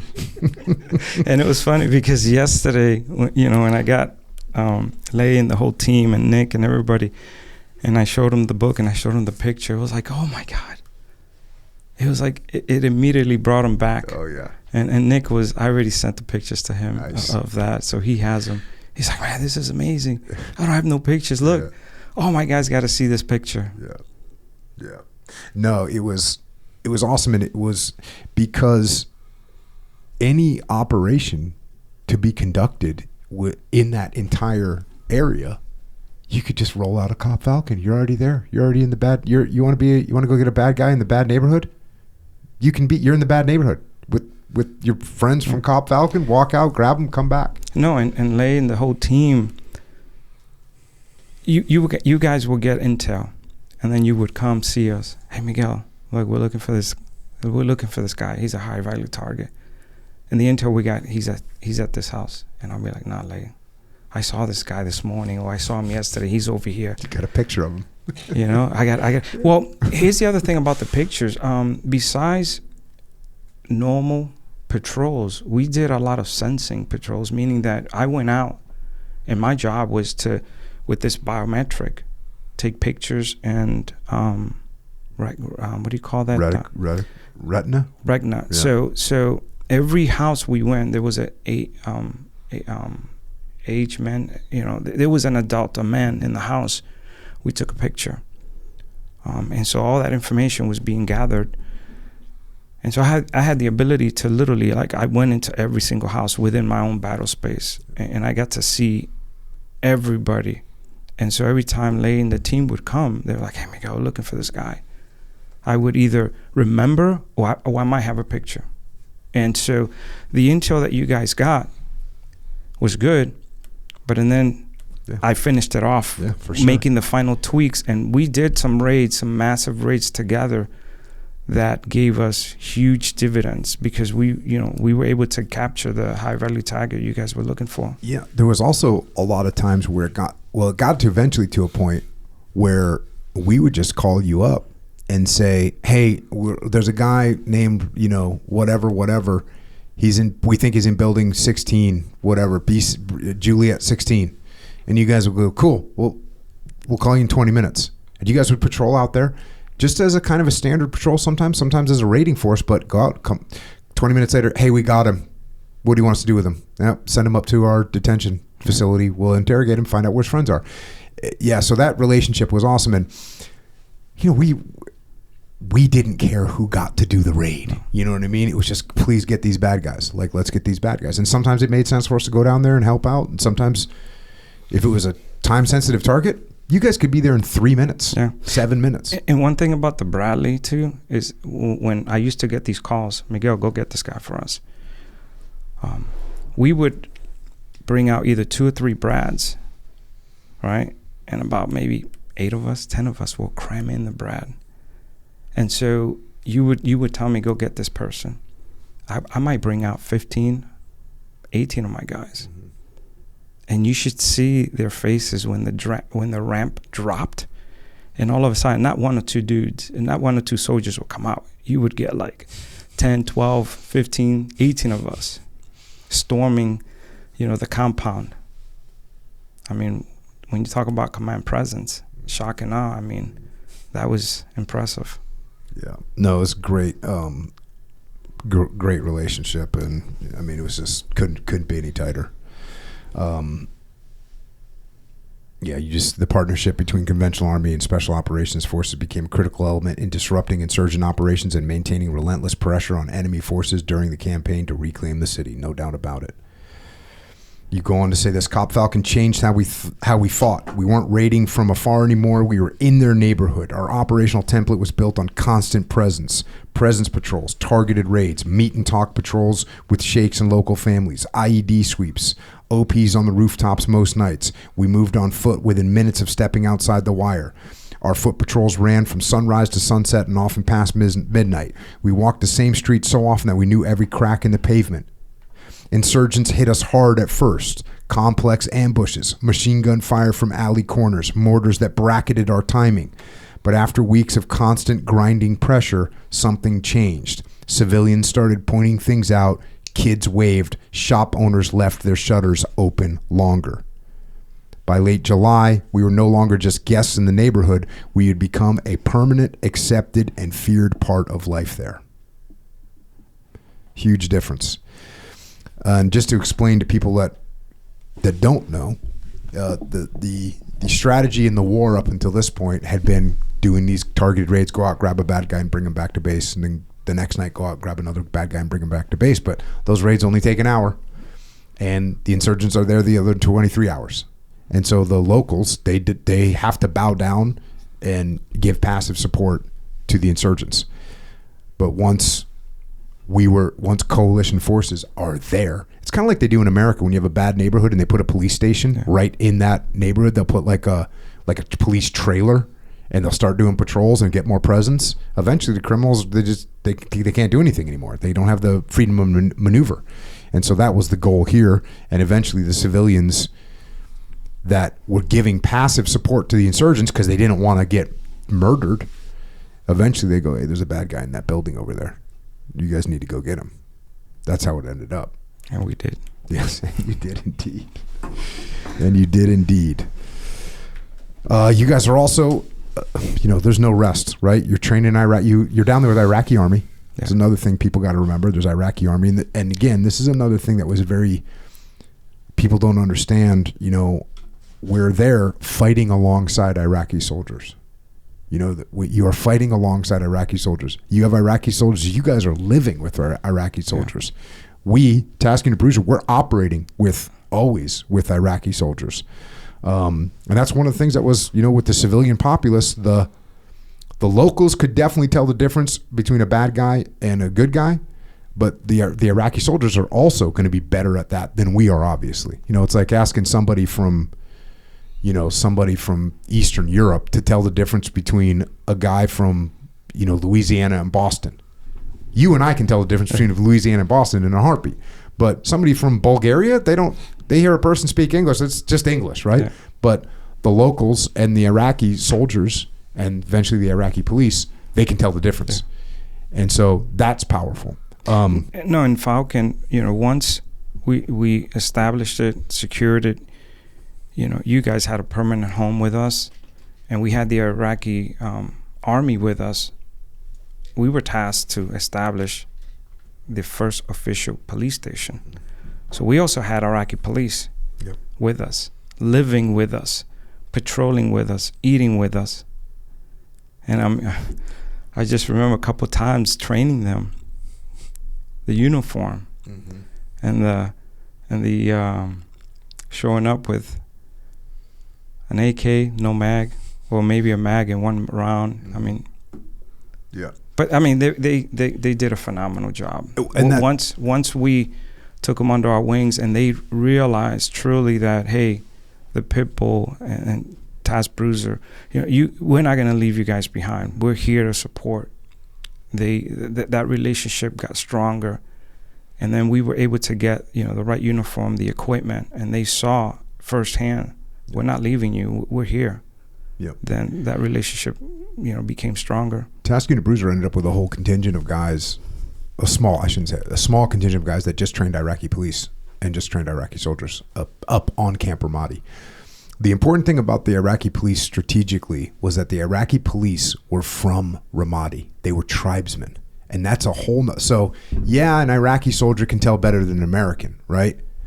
But an Iraqi policeman from Ramadi can tell even better than an Iraqi soldier. And also, it's important to remember that most of the Iraqi army were Shia, and the Iraqi police were from there, and they were Sunni. And so there's a lot more trust that was immediately in play, because this is like, you know, the kid from your high school that you went to high school with, that you were friends with, he's now an Iraqi policeman.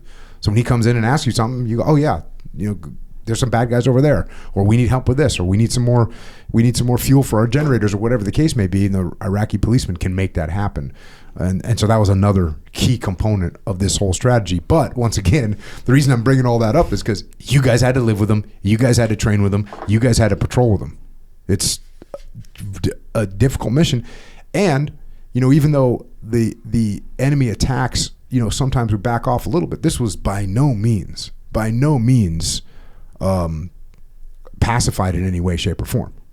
This was still, you know, contact is imminent when you go outside the wire.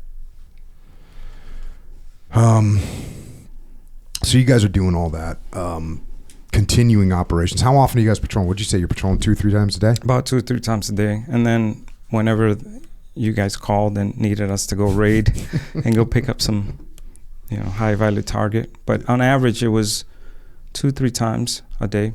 Now in the summer months, you know, August and September, in the pure heat, we would patrol early in the morning and then late afternoon. But on average, it was like 2 or 3 times a day we would be out. And it's funny because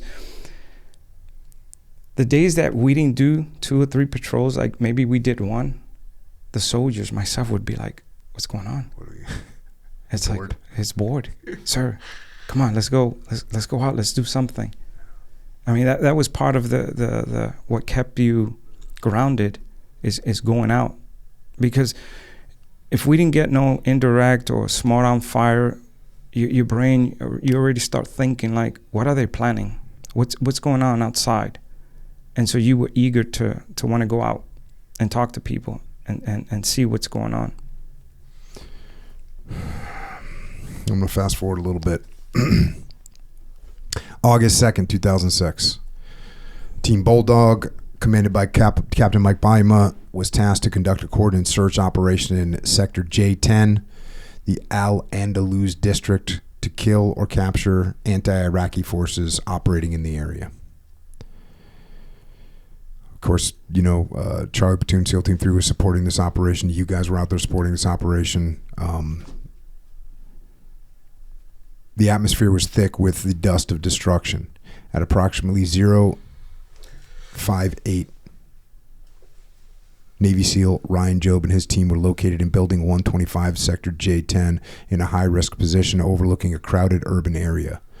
Job, a disciplined and talented machine gunner, had been instrumental in supporting our fight. As we pushed through the street below, the enemy struck. A sniper round cracked the silence, tearing into Ryan Job's face. The shot instantly shattered bone, destroyed his right eye, and critically wounded him. The shock was immense, but the discipline of the SEALs was absolute. Even with the life-threatening trauma, Ryan stayed conscious, refusing to succumb to the panic as his teammates instantly scrambled to save him. I was on the adjacent street with my platoon, raiding the adjacent house. Immediately, I remember the radio coming alive with all the communication about the SEAL's injured team member.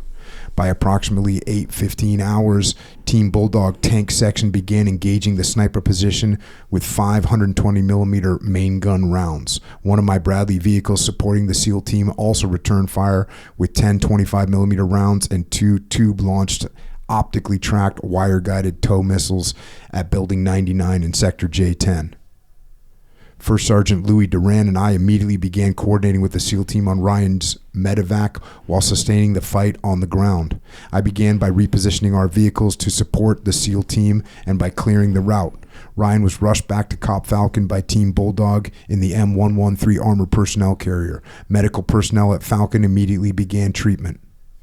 At approximately 8:40, we began exfiltrating from both objectives and moved back to Cop Falcon due to the high sniper threat and to regroup. However, Captain Bama continued to engage and destroy enemy fighters, attempting to inflict additional casualties. His crew spotted a blue sedan traveling at high speed toward Sector J10. Inside the vehicle were enemy fighters armed with AK-47s. By 09:15, Captain Bama engaged 2 additional AIF riflemen located in Building 65. And by 9:45, the call came quickly. Surveillance spotted enemy fighters gathering in a nearby building, preparing for another attack. Captain Bama's tank crew engaged 8 AIF squad with 1 main gun round at 350 meters.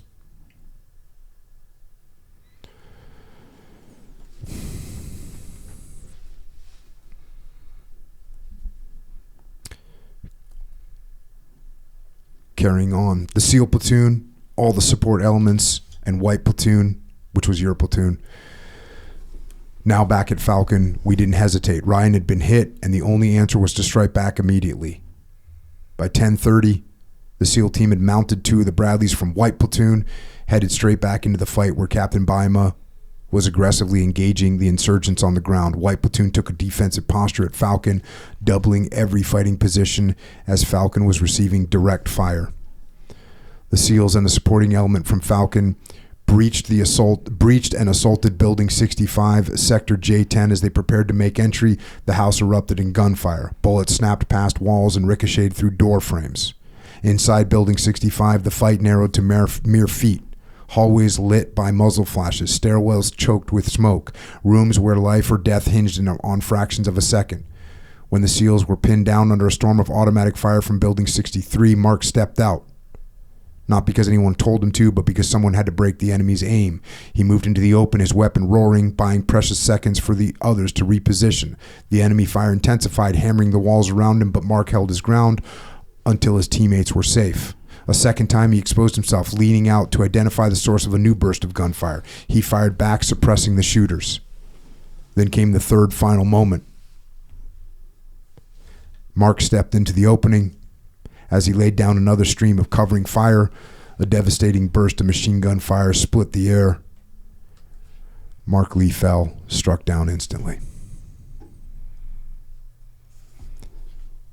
Captain Baima responded to Building 63 with the crushing asymmetric power of our armored support, pounding the structure with 11 main gun rounds, 4 tows, hundreds of 25 millimeter cannon rounds from the M242 chain gun, and over 2,000 coaxial machine gun rounds and 1 Hellfire missile into bunkered insurgent positions. When the dust finally settled, the building was a gutted tomb.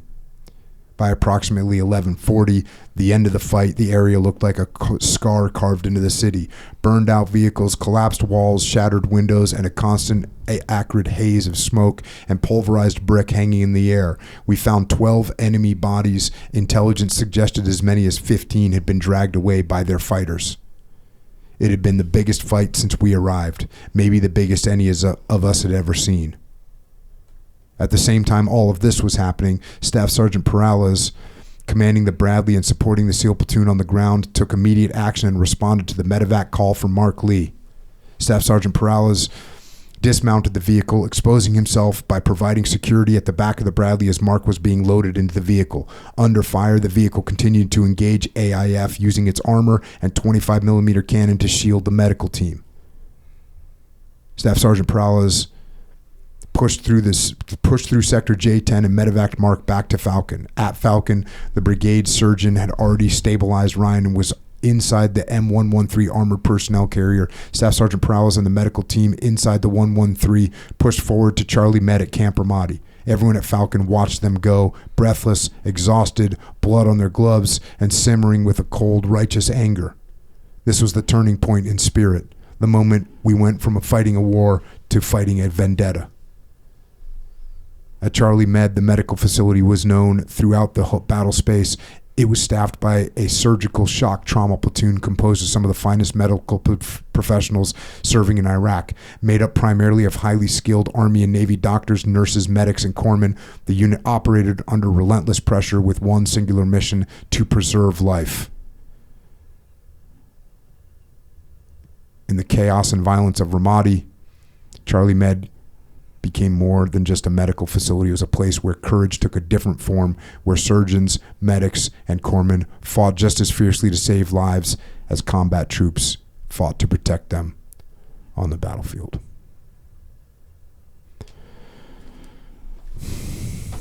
That's why August 2nd, or my birthday, August 3rd, has never been the same.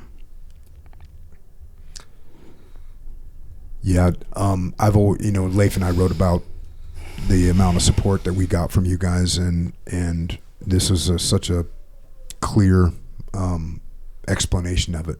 We only see our side, but to hear your side of it, exactly what you guys were doing, exactly what you guys were seeing.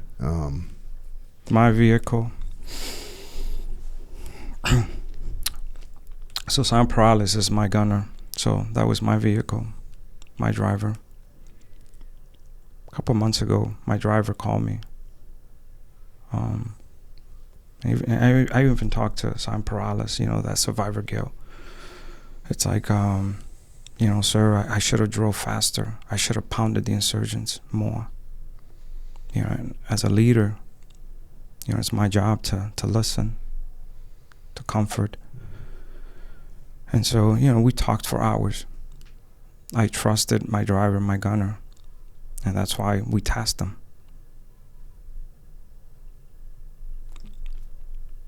Many people enjoy their birthdays. There's a sense of celebration, partying, drinking, listening to music. But, for me, it's not the same. I wrote this book, and the Unheard Voices is because these are the voices of my soldiers, What we did for Mark Lee, for you guys, what we did for all of us. And so,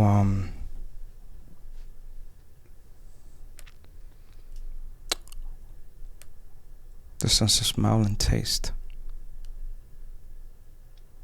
that doesn't go away. I'm honored to be part of something so beautiful. I'm honored to be part of the fight for Ramadi. Jocko, for 20 years I wanted to forget. I wanted to bury it. But what type of a leader I would be. And for 18 years my wife kept reminding me. My wife she's not my wife, she's my soulmate. Beautiful, beautiful person, beautiful being. And every year she would remind me, is this the year? And as I look at my 2 boys, I said to myself, I have to write this book. And then my brother dies. You can't hide anymore. If you and I led soldiers in combat, as a veteran, we have to continue to lead. And so I'm honored that God gave me the opportunity to do this. I mean, as I look back, I say to myself, why did I take so many pictures? I don't know why, but I did. I mean, August 2nd, and you know, you and I, we talked about prior, and Lee is like, Miguel, I hated reporters. I got stuck with them.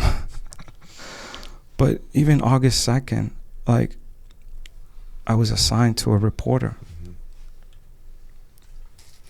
And he documented everything and the pictures he took.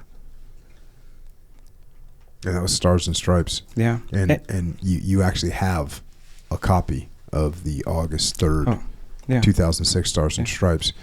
And what's... This is it right here. Yeah. This is the original newspaper. Yeah. And it was interesting because, you know, for some reason, you know, in the SEAL teams, you know, we have a whole protocol. If someone gets wounded badly or gets killed, you know, there's a protocol to go through that includes, it's called River City. Have you ever heard that term before? No. I think I'm getting it right.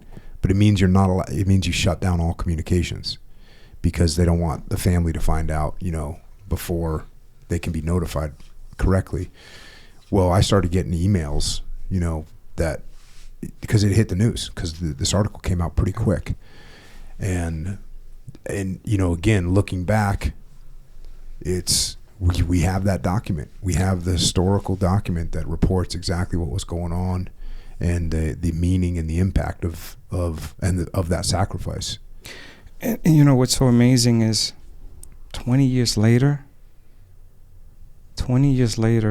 something told me, let me see if I can find the reporter. And I went on social media and I found him, Montemorino. And he's here in California. You know, back then he was a reporter for Stars and Stripes. But right now he's here. He's part of LA Times, and I had the opportunity to have a 20-year reunion and sit with him and go over this article, and I thanked him for writing the article and taking the pictures, because as a leader, it's our job to make sure that the battles, the events are documented, because it's not about us. It's about the soldiers and their loved ones. And so I'm honored. I like I said, Jocko, I don't know why I took so many pictures, but I did. I mean, I have over 1,000 pictures and videos. And so for my name and my picture to be associated to August 2nd, it's a very humbling experience. And 20 years later, to be able to sit with the reporter and be able to reunite with you guys, it's like a part of me, it's like very humbling. I wanted to forget. I wanted to bury it, and I did, but I just couldn't live with myself. And now that I did it, now that I wrote the book, now that I can see you, shake your hand and give you a hug and leave, and the whole team, it's just a wonderful experience. And as leaders, we got to lead. It doesn't matter if we're retired. It doesn't matter if you just served 2 years. You served, you're a veteran. We have to continue to lead. I also want to share something. If we circle back to Talofa, you know, when Captain McCusker and I share that event, you know, I sustained traumatic brain injury.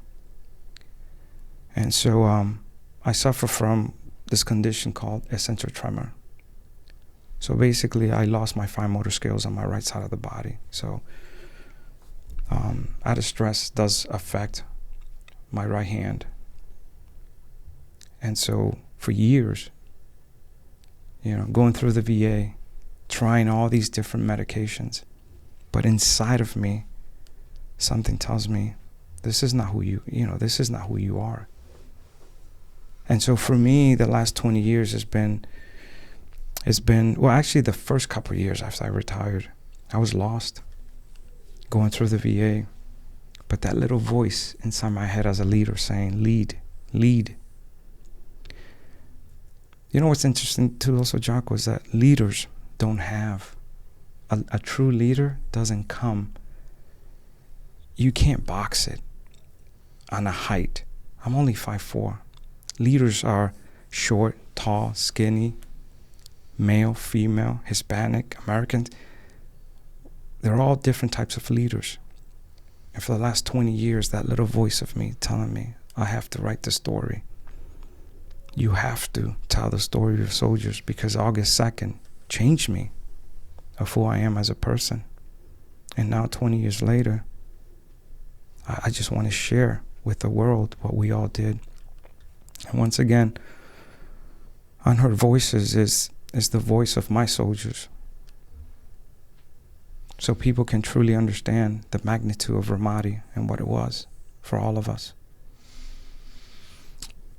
Yeah, you're just going to I know you took a lot of pictures, and you showed me a picture of the reporter sitting in the back of your Brad working on a story. If you gave that to him, I guarantee he's going to frame that thing and put it up on his wall. That's some iconic picture. I also don't want to get in trouble with Mama Lee. Correct. So I got to say that she told me that she told you that you better celebrate your birthday.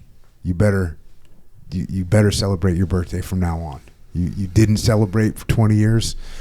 Time for you to celebrate, because Mark would want you to celebrate. And you know, if Mama Lee puts out the word, you got to listen to her. Yeah. So, you know, obviously, talking to Leif, and Leif sent me some thoughts. Leif and you guys were joined at the hip down there. Leif wrote me this. Our task unit bruiser Charlie Platoon SEALs conducted many combat operations alongside Miguel, Santana, and his soldiers. Everybody called him Pitbull. He was courageous, smart, aggressive on the battlefield, and generous to provide support to our SEALs whenever we needed it. His soldiers were the same to a man. It was Miguel and his soldiers and Bradley fighting vehicles, along with Team Bulldog's tanks, who continuously braved some of the most dangerous streets in Ramadi to come to rescue us, and they did it over and over and over again. It was Miguel Santana's Bradley fighting vehicle that provided casualty evacuation for our wounded. Miguel took the risk to violate protocol and send a lone Bradley single track without escort in order to get Mark Lee back to Camp Ramadi's Charlie Med surgical team as quickly as possible. It was Miguel Santana and his soldiers that fought through the streets as they were attacked from all directions on that day, August 2nd. They never backed down. They never wavered. He and his soldiers put their lives on the line for us. It was the honor of a lifetime to serve with such an incredible soldier, leader, teammate, and friend, and to share the battlefield with his exceptional and heroic soldiers. End quote. Leif also reminded me, and I think we wrote about it, I think in Dichotomy of Leadership, that a few weeks after Mark got killed, we got a really strong intel report of where some of the guys that were involved with that attack might be located, and we needed guys. He didn't have enough guys to conduct a raid, and so called you up, and it was a squad of your guys and a squad plus of his guys that went out and conducted, special operations direct action raid deep into enemy territory, conducted by a joint special operations conventional unit of SEALs from Task Unit Bruiser and soldiers from White Platoon. And that was just another day in Ramadi, working together, one team, one fight.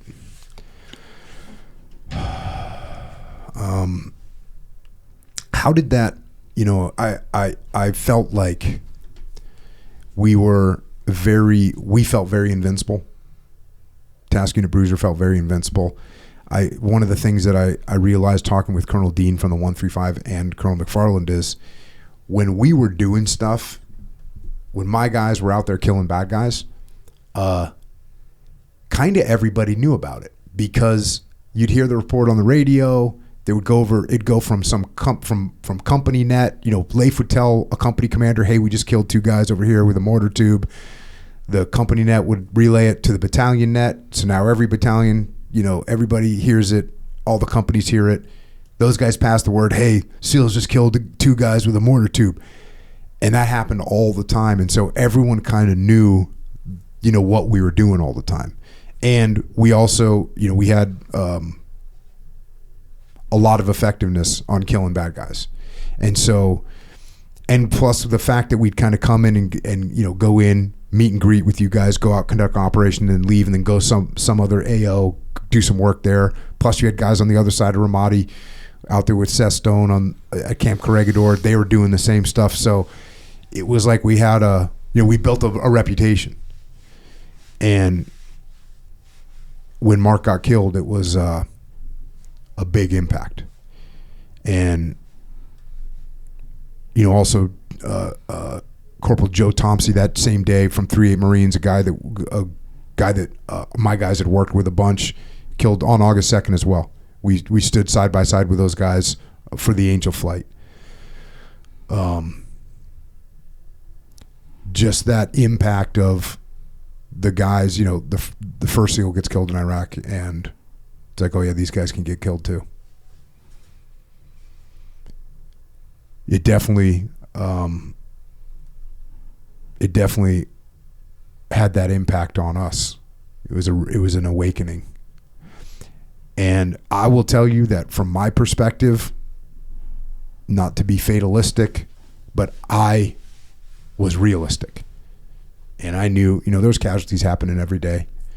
And the odds are, you play you roll the dice so many times, eventually it's going to come up.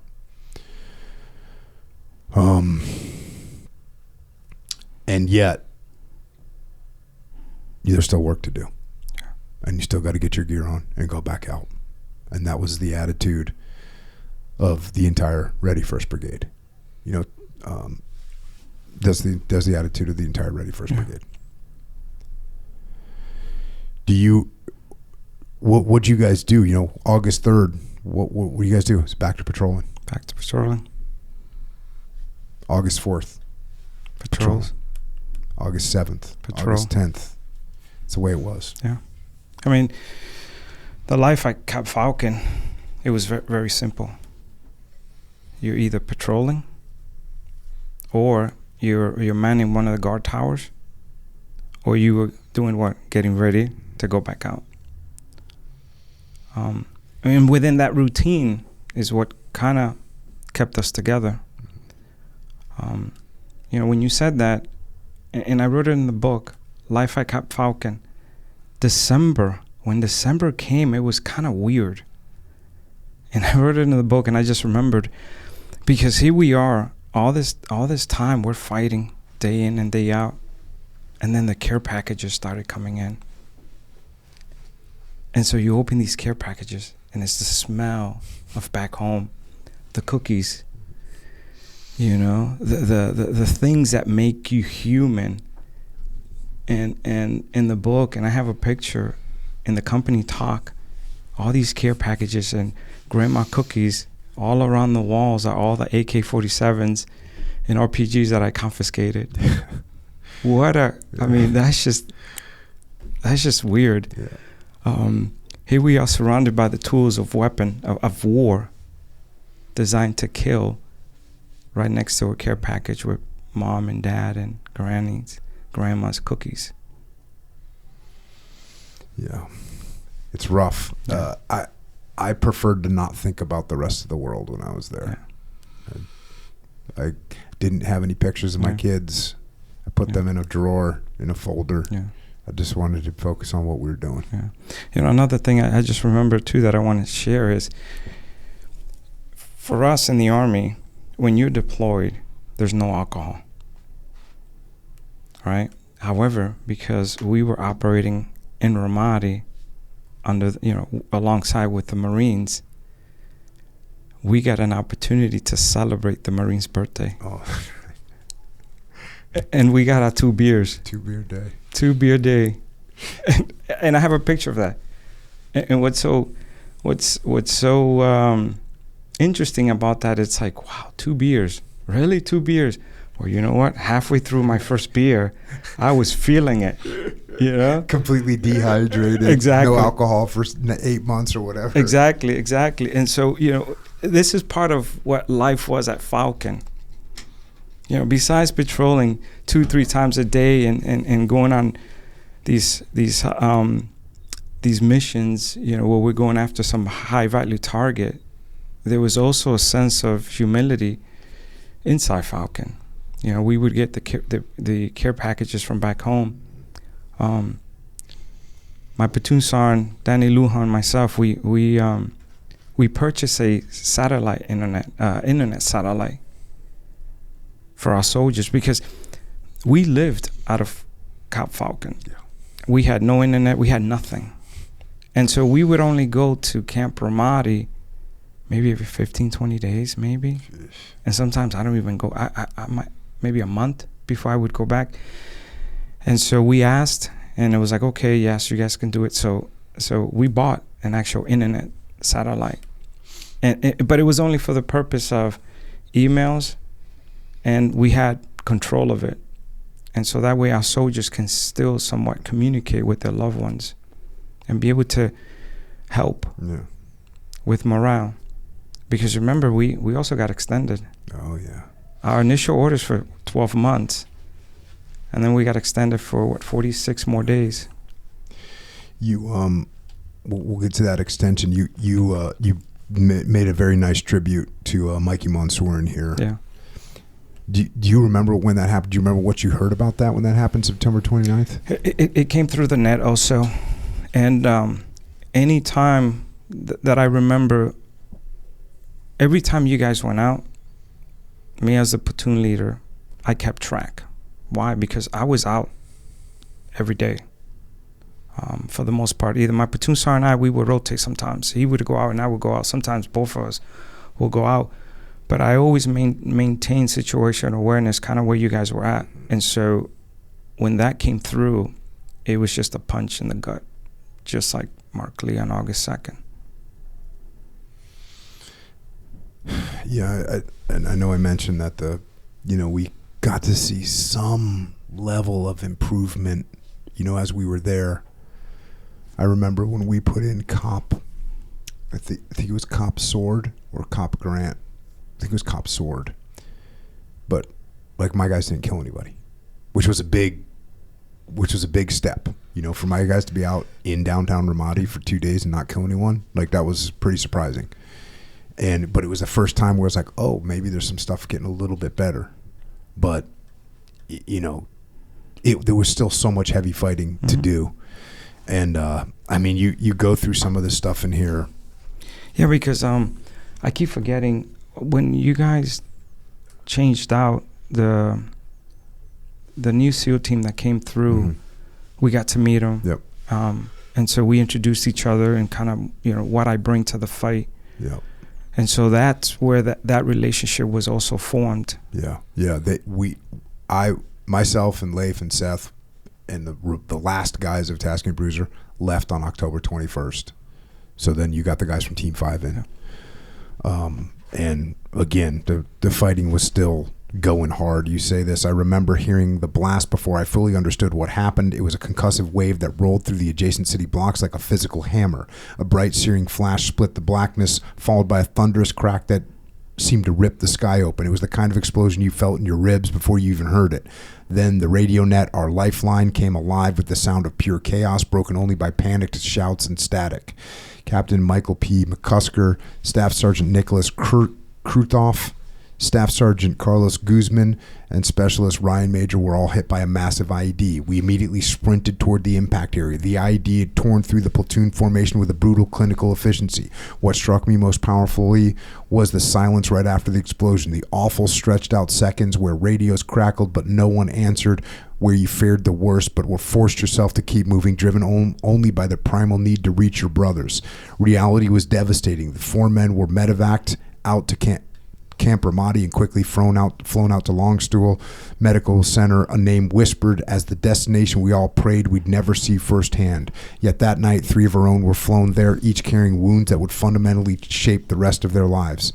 Staff Sergeant Krudoff sustained grievous shrapnel to the face, causing vision loss on his right side. Specialist Ryan Major suffered catastrophic injuries, starting him on a long, brutal, and painful road of recovery. But one detail stood apart, a testament to the warrior spirit we shared. Staff Sergeant Guzman somehow, after a month recovering in Longstool, returned to us. He returned to Iraq to finish the deployment. His resolve was not just a personal choice, it was a defiant act of loyalty, a demonstration of the pact, and his sheer determination was something every single one of us leaned on to survive the remaining months.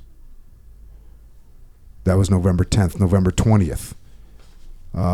Sergeant First Class Danny Lujan. How do you say his name? Lujan? Lujan.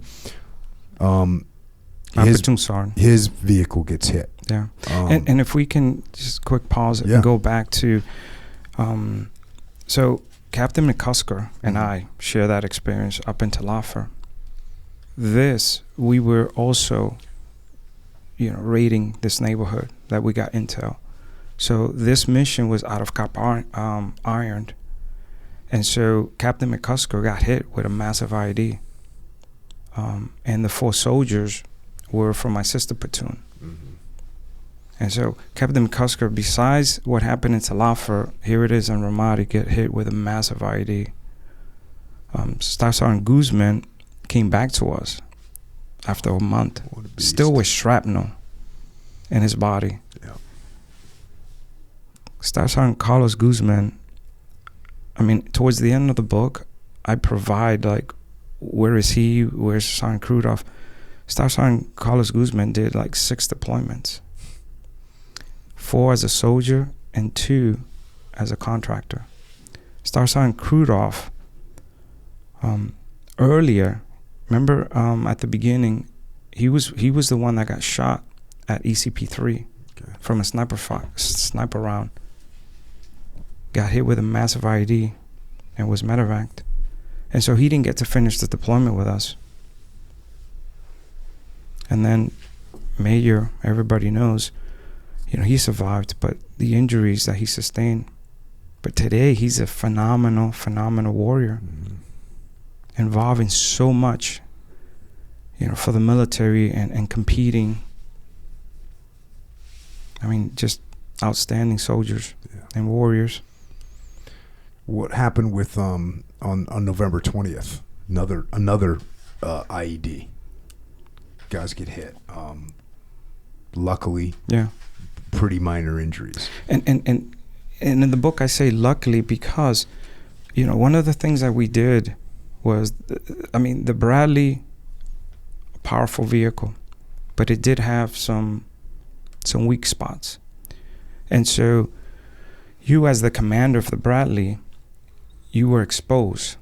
And so we got small glass or up armor glass protection around, the hatch where you had to expose at least, shoulder and up. But on the right side where the hatch opens, there was always a gap there. And one of my NCOs, Staff Sergeant Corderos, came up with the bright idea of cutting a piece of steel and bolting it in that opening. And so that is what saved my platoon sergeant, Sergeant Lujan, because when his ID hit, now also the Bradley has reactive armor that it's on the side, and some of them went off, deflecting most of the concussion. But still, if that plate wasn't there, I would have lost my platoon sergeant. And he still took shrapnel to the neck and the shoulders. And the Bradley absorbed most of the brunt of it. Now, the hit was off to the side, but if it would have been directly underneath, like I show a picture of a Bradley that got hit underneath. And I also show their favorite IDs. We call it the speed bump ID. And in the book, I showed you what it looks like. And that picture of that ID, we were coming back from a mission. And in my Brad, I'm looking at the road, and just for a split second, I saw this shiny arm, and I told the driver, stop. And then I told Sergeant Perales, what is that? What's that shining on the road? And so he put the gun down and looked through the optics and realized, sir, I believe this is an ID. So we backed up. And so the picture in the book of that speed bump ID was an ID that was determined to hit us, but we saw it at the last minute. And so that was one of our biggest threat as a mechanized unit, was these IDs. And so my platoon sergeant was lucky that it wasn't a direct hit. December 4th, I was returning from Camp Ramadi, heading back to Camp Falcon with my soldiers. We were on a 3-vehicle convoy. I was in the lead, followed by the Humvee, and the trailing vehicle was another Bradley. We were moving carefully, turning right onto Route Central near the intersection with Michigan, heading south toward the relative safety of the COP. As I passed the intersection, the Humvee following me entered the same space, and immediately the IED struck. The blast, massive and concussive, shook the street and instantly left a burning wreck where seconds earlier there had been a fully functioning vehicle carrying 5 brothers. Our first frantic priority was the men. We worked with primal urgency to pull the men clear of the burning wreck. Each of them was injured, and each were lucky to be alive. Once I knew the site was secure and my 5 soldiers were loaded into my Bradley, we quickly punched through the remaining distance to Cop Falcon so they could receive immediate medical attention. The 5 soldiers inside the Humvee sustained severe injuries, but they were lucky to be alive. And as you look at the pictures, I do want to point out a couple of things. Did you shoot these pictures right when you got to Cop Falcon of these guys? Yeah. Yeah. I took all those pictures. It's incredible. You got Specialist Justin Montgomery. He's the driver.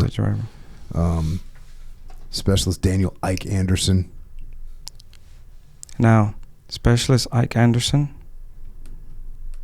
a couple weeks ago, graduated from the Command Sergeant Major Academy. It's outstanding. And he's en route to Korea to become a Command Sergeant Major. Outstanding. Mid-18 as a private. Today, for the last 20 years, he's been carrying the torch. Yeah. That's awesome. Sergeant Jason Blanken. And then Sergeant King. And Sergeant Travis King. He took the brunt of it because the IED hit the right of the vehicle. So most of it, he took the physical aspect of the hit. He was the one that connected me with Debbie Lee, with Mama Lee. Okay. And then Special Hopkins. He was and his injuries blew out both his eardrums. And I don't know if I put it on the book or not, but the following day, well, not even the following day, hours later, I blew up 2 houses. I found out where the individuals were. Mm-hmm. And so that night, it was a long night because I went on the hunt for the guys that did this to my vehicle, to my soldiers. So it was a long night. Yeah. A few days later, December 6, 2006, 2 days after our Humvee was attacked and burned on Route Central, the war claimed 2 more soldiers and a Marine while they were traveling on a route the brigade often used, the road from Government Center south to Cop Falcon, known as Route Sunset. This road was a crucial lifeline, but also relentless target for the enemy. That day, the insurgents carried out another devastating attack. A massive fuel-enhanced IED, one of the insurgents' deadliest weapons, detonated under the vehicle. The blast was devastating. It tore through the steel, setting the vehicle on fire and leaving no chance for survival. In an instant, 3 of the brigade's most skilled and committed warriors were killed. It was the kind of strike that reverberated across every company, platoon, and outpost in Ramadi. The response, however, was immediate and fierce. First Sergeant Louis Duran, Staff Sergeant James K. Wilson, and Sergeant Jeremy Illy were preparing to conduct convoy-based logistics package resupply operations back to Camp Ramadi when they witnessed the convoy coming down the road get hit.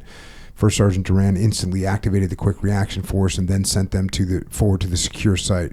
The First Sergeant and the QRF team responded quickly and aggressively to the attack, ultimately locating, fixing, and eliminating the IED cell responsible in a sharp retaliatory action. The team responded promptly, providing aid and doing everything within human ability to preserve what could be maintained. Their actions in the face of such devastation demonstrated the strong bond between units, between services, and among all of us fighting the same unforgiving fight.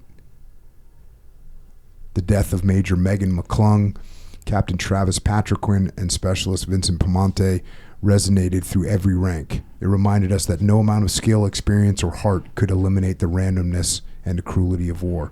Major Megan McClung, United States Marine Corps Reservist, was a brigade public affairs officer. She was a true trailblazer, mentor, and warrior, the first female Marine officer killed in Iraq, and tragically the first female Naval Academy graduate to fall in combat. She was just outstanding. Yeah. Captain. And the only thing, I'm sorry I cut you off. By all means. I did miss mentioning in the book, and so Carson, one of my soldiers, was also there. And I mean, what they did was incredible. I mean, first of all, they saw the vehicles coming, they got hit, and they were just eager to get out and help. Mm-hmm. And so besides, Ely in the first round, also Carson was there.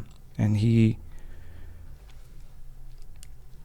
I mean, no questions. I mean, they just went out there. Yeah, and just to give some context, when ID goes off on a vehicle, there's a chance that there's not going to be follow-on attack. There's also a really good chance that there's going to be follow-on attack. So you're just rolling in. And by the way, there's also a high chance that there's multiple IEDs in that area. So now when you roll in with your vehicle or on foot, you are absolutely putting your life at risk to go help. This is not, the IED already went off, the danger's gone. No, the danger's actually increased. Captain Travis Patriquin, U.S. Army officer, was legendary brigade civil affairs officer and the author of the classic presentation, How to Win in Anbar. He effectively used a simple stick figure PowerPoint to promote the groundbreaking strategy of arming and training Sunni tribes, a strategy that would ultimately influence the successful Sunni awakening movement in Iraq. And then Specialist Vincent Pamonte, the Humvee gunner, detailed from his artillery unit to assist with executing civil military operations. And that, is with, General McFarland. These were his guys. Mm-hmm. These are, the public affairs officer, the staff officer, the civil affairs officer, which is what Patriquin was doing. Like Pamonte, I think, was PSD. These are his guys. Yeah.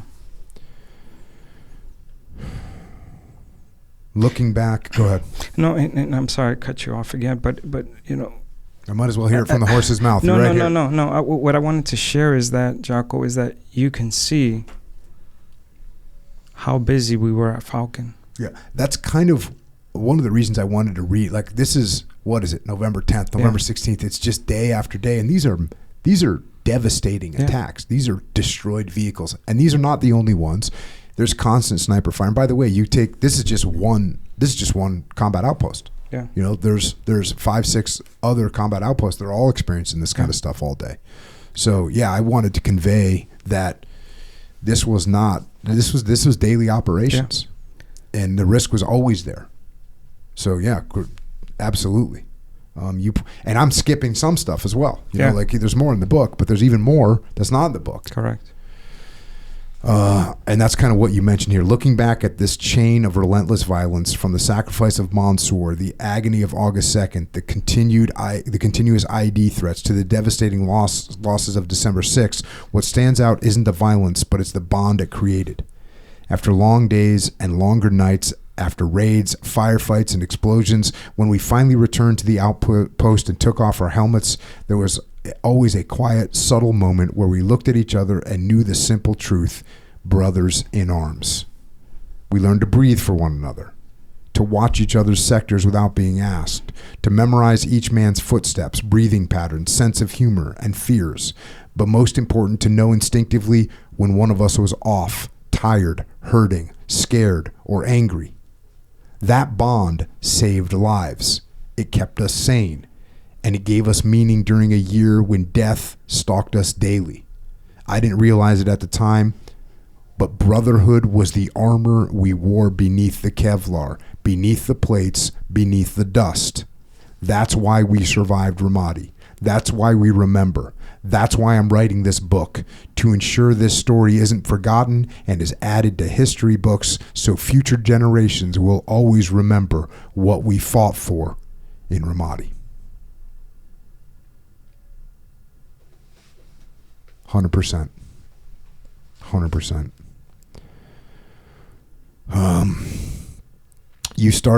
You mentioned this, something that happened which was rough. Counting the days, you say the brotherhood we forged was our armor, but by the time the calendar turned into the final months of 2006, that armor was dented and heavy. We had survived the turning point of August, the brutal construction of the cops, the relentless IED strikes of November, December. We were tired, we were grieving, but we were also fueled by a single shimmering hope. January. Just as we were starting to see the light at the end of the tunnel, the news hit the wire. The 1st Brigade combat team received orders that changed everything. Our tour had been extended by an additional 46 days. The emotional strain was immediate and suffocating. It reached all the way back to the housing areas in Friedberg and Gießen, impacting wives, children, and parents who had already checked off 10 months from their calendars.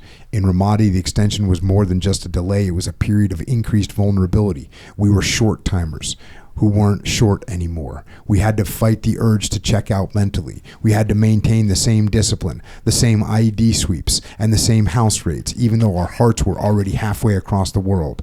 The extension was devastating because it asked for more from men who had already given everything they thought they had. How was it breaking the news to the boys on that one? That was tough.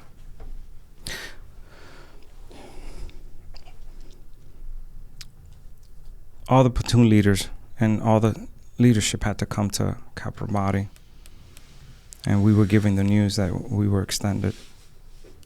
And then once again, it's like you have to be careful what you say to the loved ones back home. Mm-hmm. And whether you want to or not, the news travels, and it traveled quick. And so you had moms, dads, grandma, grandpas, because remember, we were stationed out of Freiburg, Germany. Yeah. And so you had loved ones that already had tickets from the States coming to Germany. And you had loved ones in Germany that had already seen their neighbors get the knock on the door and Yes. gone to memorial services over and over again. Yes. Devastating. Devastating. And I always say, like for the families that are home, when they're watching a soldier or a sailor get buried, there's no way that they don't think that they know that could be their soldier or their sailor. So it's very real. And all of a sudden, instead of coming home, where like you said, you have tickets, now we're getting put in the we don't know if he's coming home. Yeah. But the great thing about my soldiers, because a great leader became a great leader because of strong NCOs and strong soldiers.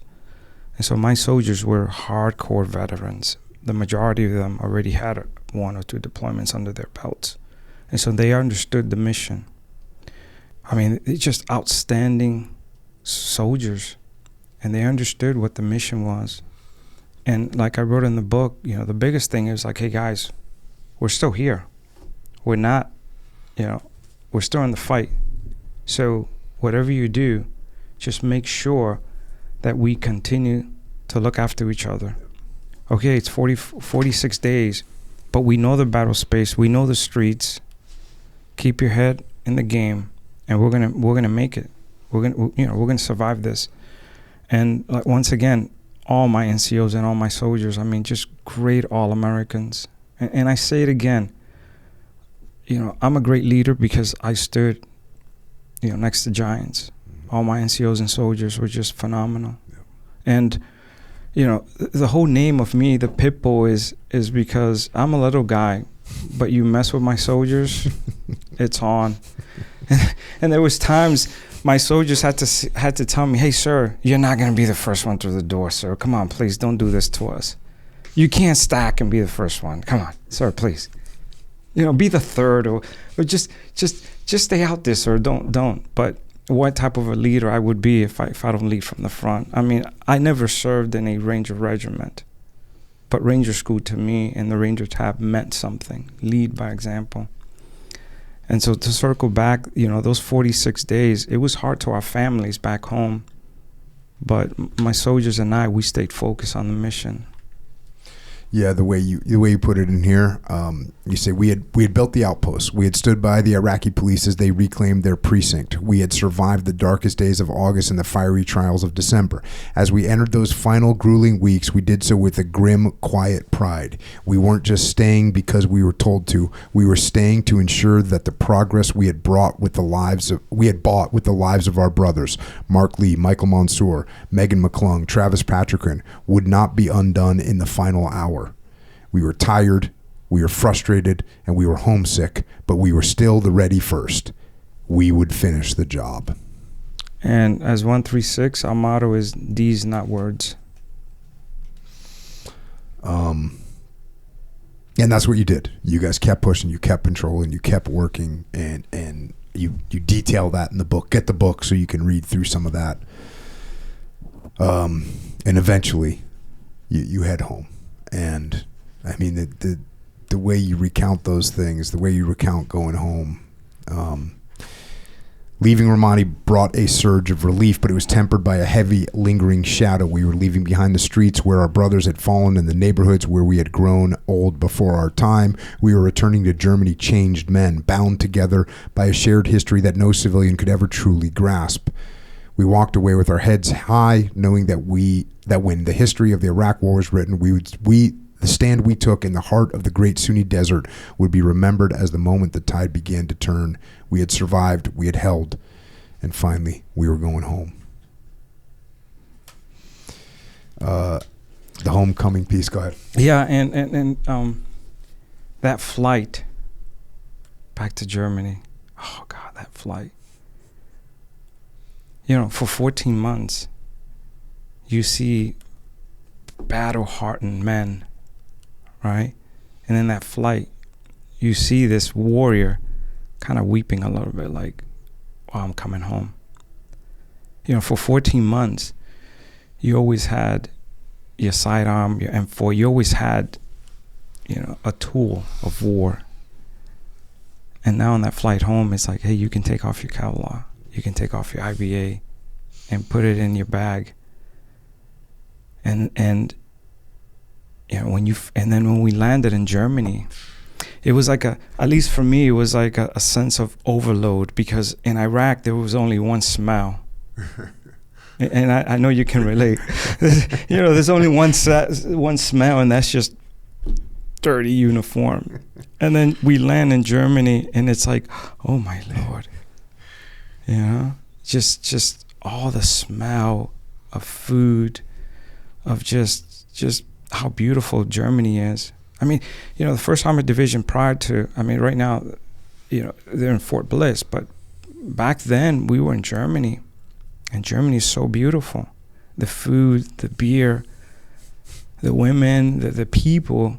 And so that flight back home was like a surreal, and your senses was just... I do want to share the story. Remember at the beginning, I said I have 45 days to get ready for the deployment. Yeah. Well, when we got back home to Germany, I see my loved ones. I see my soldiers hugging their loved ones. And everybody's kind of going on their way. And I'm standing there saying to myself, I don't remember where I live.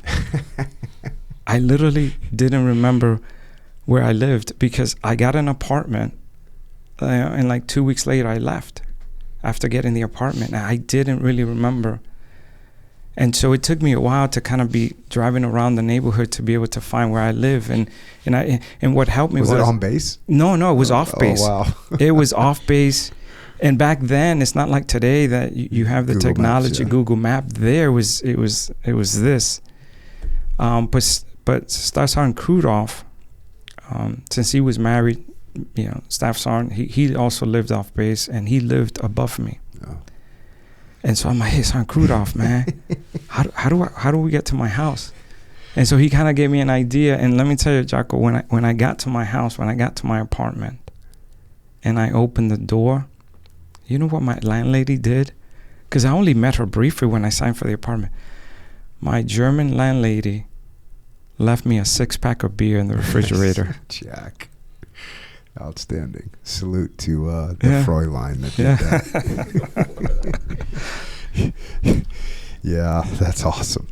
The strange face of peace. There was excitement, yes, but there was something deeper, disbelief. That's why I highlighted this, because there is a disbelief. We had spent so much time preparing for loss, scanning for IEDs, bracing for impact, that the sudden absence of threat felt strange, almost uncomfortable. Peace was a language we hadn't spoken in 13 months. We were all a bit rusty. And then, you go through the stuff. And again, this is beautiful writing. The family is the silent front line at home. You talk about them. You talk about the reunion. There was laughter that turned to sobbing, hugs that lasted until muscles cramped, small hands clutching our uniforms as if the children were afraid we might vanish back into the dust if they let go. It was the first real moment of relief for over a year. And let me take a quick pause there. That picture is Captain Metley. He was our XO. And so when his kids saw him and the wife saw him, they were not going to let him go. And so I saw the picture and I had to put it in there. So, but yeah. Yeah, it's just beautiful to read. Fast forward a little bit. At one point, you talk about standing beside Colonel Sean McFarland, possessed its own unique weight. Being next to him at that moment was an honor I felt in my bones. He wasn't just the senior officer in a combat uniform. He was the leader whose strategic audacity and unwavering resolve had shaped the entire fight in Ramadi. His leadership hadn't been a detached theory from a distant headquarters. It mattered on the ground, in the dirt, and in the dangerous alleys where it counted most. Standing there beside him, both of us in uniform after everything we'd endured, felt like standing at the crossroads of sacrifice and achievement. A specific kind of pride, not the loud, boastful kind, but the steady, internal kind. It's the pride that comes from knowing you are a vital part of something much bigger than yourself. It's the kind of pride that acknowledges the staggering cost of victory without glorifying violence, understanding that true leadership is about the heavy responsibility taken on under impossible circumstances. Yeah. As you read that, I do want to share this about, Lieutenant General McFarland. Great leader. I don't remember all the details of what happened. It's still a little blurry, but I do remember we were out all night. I can't remember what, but I know that we were out all night, and the following morning, he wanted to talk to me.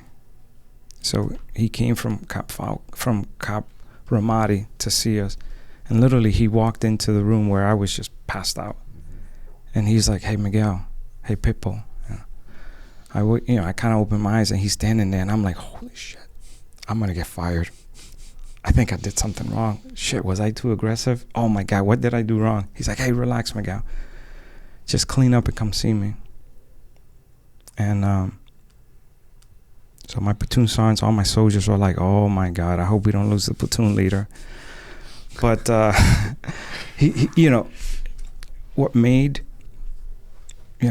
McFarland such a great leader was, just like Tedesco and all of them, he wanted to know from the tip of the spear, from his platoon leader, what happened. He didn't want the information to get lost, through the staff. And so we sat there for a good hour just talking about, what I saw, what I did, what are my recommendations. And he just took it all in. And I respect that.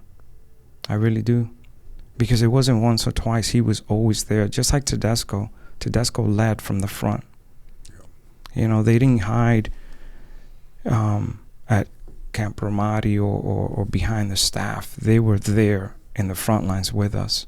And anytime there was a big engagement, they were either there or they came, shortly after to get the information directly from us. And so at no time did I worried about did I do the right thing or not, because I knew that I can trust on them. And they also knew that I was an older platoon leader. I was 35. But I respect that they always came to see me and ask for my input. Yeah, can't say enough good things about General McFarland and Tedesco. Yeah. They're just great. And there was, go right down the list. There's outstanding battalion commanders and company commanders. There's just so many great people. I didn't put this in the book, but I'm gonna share it, and I hope Colonel Tedesco doesn't mind. But him and I have a wonderful relationship. Here's how it started. Colonel Tedesco, I'm sorry, I'm gonna share it with the world. So the first time I met Colonel Tedesco, it was, I believe, in Corregidor. And so all the tanks and the Bradleys. Oh, okay. That's where you guys, where your vehicle showed up. Yeah, that's where we all met. And so I kept it out of the book, but, this is in honor of Colonel Tedesco. And so we all converge in Corregidor, and, we're all getting out of our vehicles, and we're all converging in the center. And as I'm walking there, I'm only 5'4". I'm a little guy.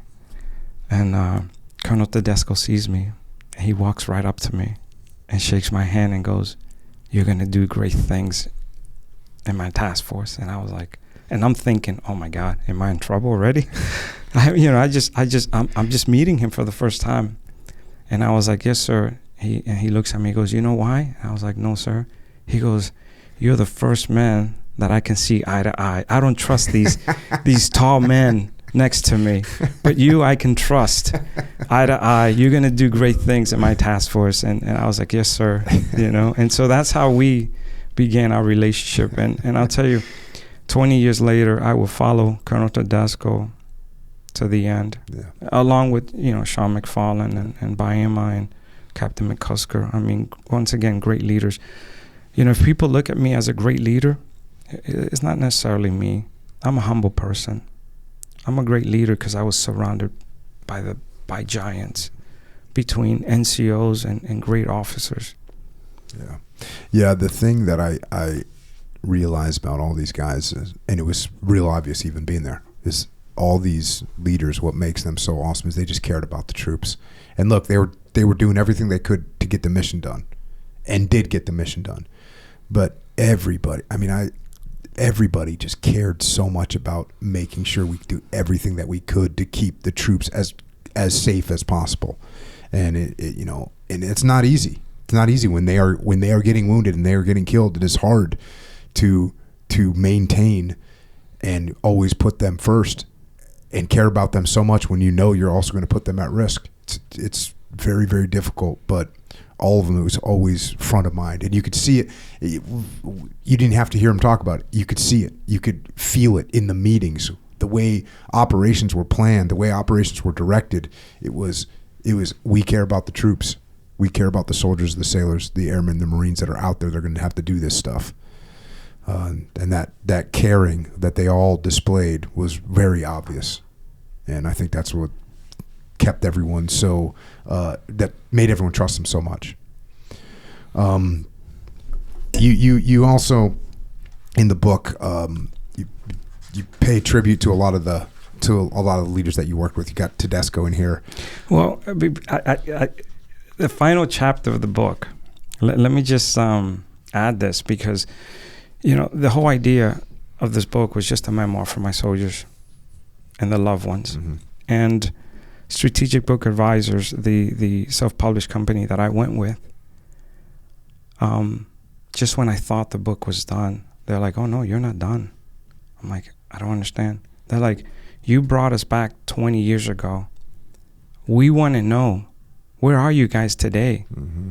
You have to add another chapter and tell us, where are the soldiers that fought in Ramadi 20 years later? Yeah. And so the final chapter is about where we're at today. And that's where I give tribute to the leaders and some of the soldiers, and kind of where we're at today. Yeah. Yeah. And I mean, the chapter before that is remembering our fallen. Correct. And so you do a great job of telling about the people that you lost, and give them a quick bio about who they were, so they're remembered. And then you, like you just said, you go through some of the leaders, some of the people that you worked with. Colonel Tedesco, among the leaders who shaped the Battle of Ramadi, few left a stronger impression on the soldiers who fought there than Lieutenant Colonel Tedesco. He carried forward a proud family legacy of military service as a third-generation warfighter. Following both his grandfather and father in serving the nation, his commitment to the Army represented something far deeper than a profession. It reflected a lifelong devotion to his duty, service, and sacrifice and service to the country. In many ways, his career embodied the true meaning of patriotism, loyalty, and honor of the United States American flag, values he not only believed in, but demonstrated daily through his leadership in combat and his dedication to the soldiers under his command. As battalion commander, he embodied the kind of leadership soldiers immediately recognized and trusted. Calm under pressure, tactically brilliant, physically present in the fight, and relentlessly committed to accomplishing the mission while taking care of his men. From the moment Bravo Company, 1st Battalion, 36th Infantry Regiment fell under his command, Lieutenant Colonel Tedesco treated the soldiers as his own. He did not lead from a distant command post or rely solely on reports filtered through layers of staff officers. He led from the front, understanding that battlefield leadership required visibility, presence, and trust. We all knew he would never ask them to go somewhere he was unwilling to go himself. And one of the reasons I highlighted that is because that's exactly the way he treated my SEALs as well, and me. Was like we were part of his unit, and that's exactly how I felt. Captain Baima, as commander of Bravo Company operating a Cop Falcon, Captain Baima established himself as an aggressive, decisive, and highly respected battlefield leader whose presence shaped the tempo and effectiveness of operations within Cop Falcon. In the brutal urban battlefield of Ramadi, hesitation could cost lives. Captain Baima understood that success demanded leaders who could make rapid decisions under pressure while maintaining complete confidence in their soldiers and equipment. A tanker by trade and a warrior by nature, he brought a level of technical proficiency and combat knowledge that gave us confidence during the most dangerous operations. Whether maneuvering armored vehicles through narrow streets, coordinating combined arms firepower, or leading patrols into contested neighborhoods, he consistently demonstrated mastery of urban combat operations. Captain Baima led from the front. He did not command from a distance or ask us to face dangers he was unwilling to face himself. His leadership style was aggressive but disciplined, always focused on maintaining initiative against an adaptive and determined insurgency. We all knew that when the fighting intensified, he would be exactly where he needed to be, forward, engaged, and fully committed to the mission. And I'll add a footnote there, probably launching some main gun rounds.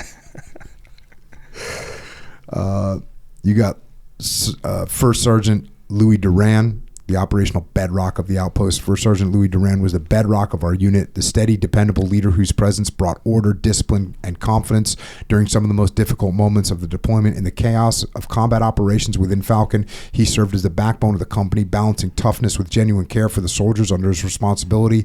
Whether inside the Tactical Operations Center or out amongst the men, First Sergeant Duran led with quiet professionalism and an unwavering sense of duty that earned the respect of everyone around him. And you go through a lot of these different leaders, and get the book so you can hear these tributes. One of them, Michael Otten, who we mentioned earlier, you asked him, you showed him a picture, and you asked him this question: what does Ramadi mean to you 20 years later? And I'll fast forward a little bit on his response, but he says, Ramadi was literally hell on earth. The fight day in and day out was forever changing. The threat of IEDs was tremendous from day one, but only got worse over the 10-month deployment. Every patrol, mounted or dismounted, was stressful, and the thought of not making it off the patrol was real. Every rooftop, every person, every piece of trash was a threat you could not identify. It was a nightmare every second. Ramadi turned little boys into stone-cold, heartless killers and made even those soldiers who didn't really like each other at first become brothers. It built bonds that never could be broken, bonds that will last a lifetime. Looking back at the Battle of Ramadi, I can say it was one of the proudest things I have done in my life. Though it was a nightmare and not enjoyable, I am proud to have been a part of history. In a sense, Ramadi meant life or death to me. Oftentimes, when I got in my darkest days, I referred back to the days of that battle. When I wanted to take my own life at one point, I couldn't because of the men I fought alongside in Ramadi. I couldn't take my own life because I would have failed my brothers from Ramadi. I know they suffer from the same emotions, nightmares, etc. that I do. How could I be so weak as to leave them on this earth alone? I owe it to them to fight the demons we all share together. Maybe my living is the reason a brother holds on. If I break, would it encourage another brother to take his own life? I have asked myself this question often. So what Ramadi means to me is life. We must live on regardless, or else we let the place we hate more than anything win. And it does not deserve to claim another brother who fought and won a battle that nobody thought could be won. That says it all right there. Yeah, it does. And so once again, just like Santana said, what type of a leader I would be if I didn't write this book. We owe it, to our fallen, to make sure that the stories and the legacy carries on for future generations. Yeah. And like I said, I've read a couple of these. You got more of them in there, super impactful. Like I said, you got the memory for the fallen in as well. I want to close out with this section of the book. You say, we were the ready first. We held the line when it mattered most. And though the years have passed and our hair is grayed, we remain bound by a bond that time cannot touch. I wrote this so that my sons and yours will know that there was a time in a broken city far away when ordinary men did extraordinary things for one another. Deeds, not words. Miguel Santana, Major, U.S. Army, retired, Ramadi, 2006, 2007. Deeds, not words. Yes. And you and your soldiers certainly lived that mantra, without question. What was when you got home, what was your next assignment after Ramadi? Yeah, when I got home, like I said, as an officer, I was commissioned infantry. And so I went to infantry school, ranger school, and all of that. However, about 6 months after coming back home, there was a company commander back in Iraq, back in Ramadi, the same battle space that we just left, that had a family. I don't want to say on air. Some family emergency of some family kind. emergency, and he had to be taken out. And so the CG, I got called into a room, and I was told, hey, there's a company commander downrange. We got to take him out. We got to replace him. He was in Ramadi? And he was, well, that's the interesting part. This company commander was commanding a finance company responsible for M&F West, the whole financial footprint. And so he needed to be replaced. Mm-hmm. And so here I am, an infantry officer. I got called into a room and asked, would you be willing to go back? And it was 6 months? Mm-hmm. We just came back. And so it was asked of me, hey, would you be willing to go back and take command prior to going to the captain's career course and take command of a finance company, your own battle space, but in addition to Ramadi, you're going to be responsible for Al-Assad, HIT, TQ, Fallujah, all of it, all the financial footprint. And I was like, well, I'm an infantry guy. And they were like, yeah, but you also were assessed as a future potential finance officer, comptroller. The Army's changing. And so this concept of creating comptrollers, S8s, G8s, was starting. And so here I am. I just led an infantry platoon for 18 months, and next thing you know, I find myself going back to Iraq as a company commander I pinned and I put captain's bar en route back to Iraq and took command of a finance company responsible for the whole financial footprint. And that was kind of weird, Jocko, because going back to your old battle space, emotionally, it was like, wait a second, I'm not the platoon leader. I'm the commander now. And my finance soldiers were like, sir, why do you want to go back to Ramadi? Why do you want to see Cop Falcon? They didn't understand the reasons why I was emotionally attached so much to Ramadi and Cop Falcon.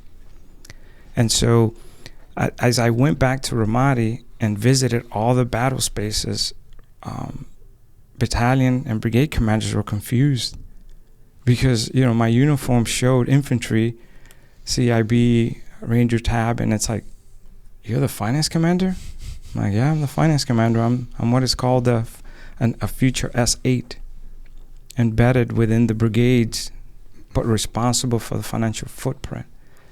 And so I went back for another 12 months and led in the same battle space. And what I can share with you guys is that I'm glad I went right back, because I got a chance to see Falcon when we left it.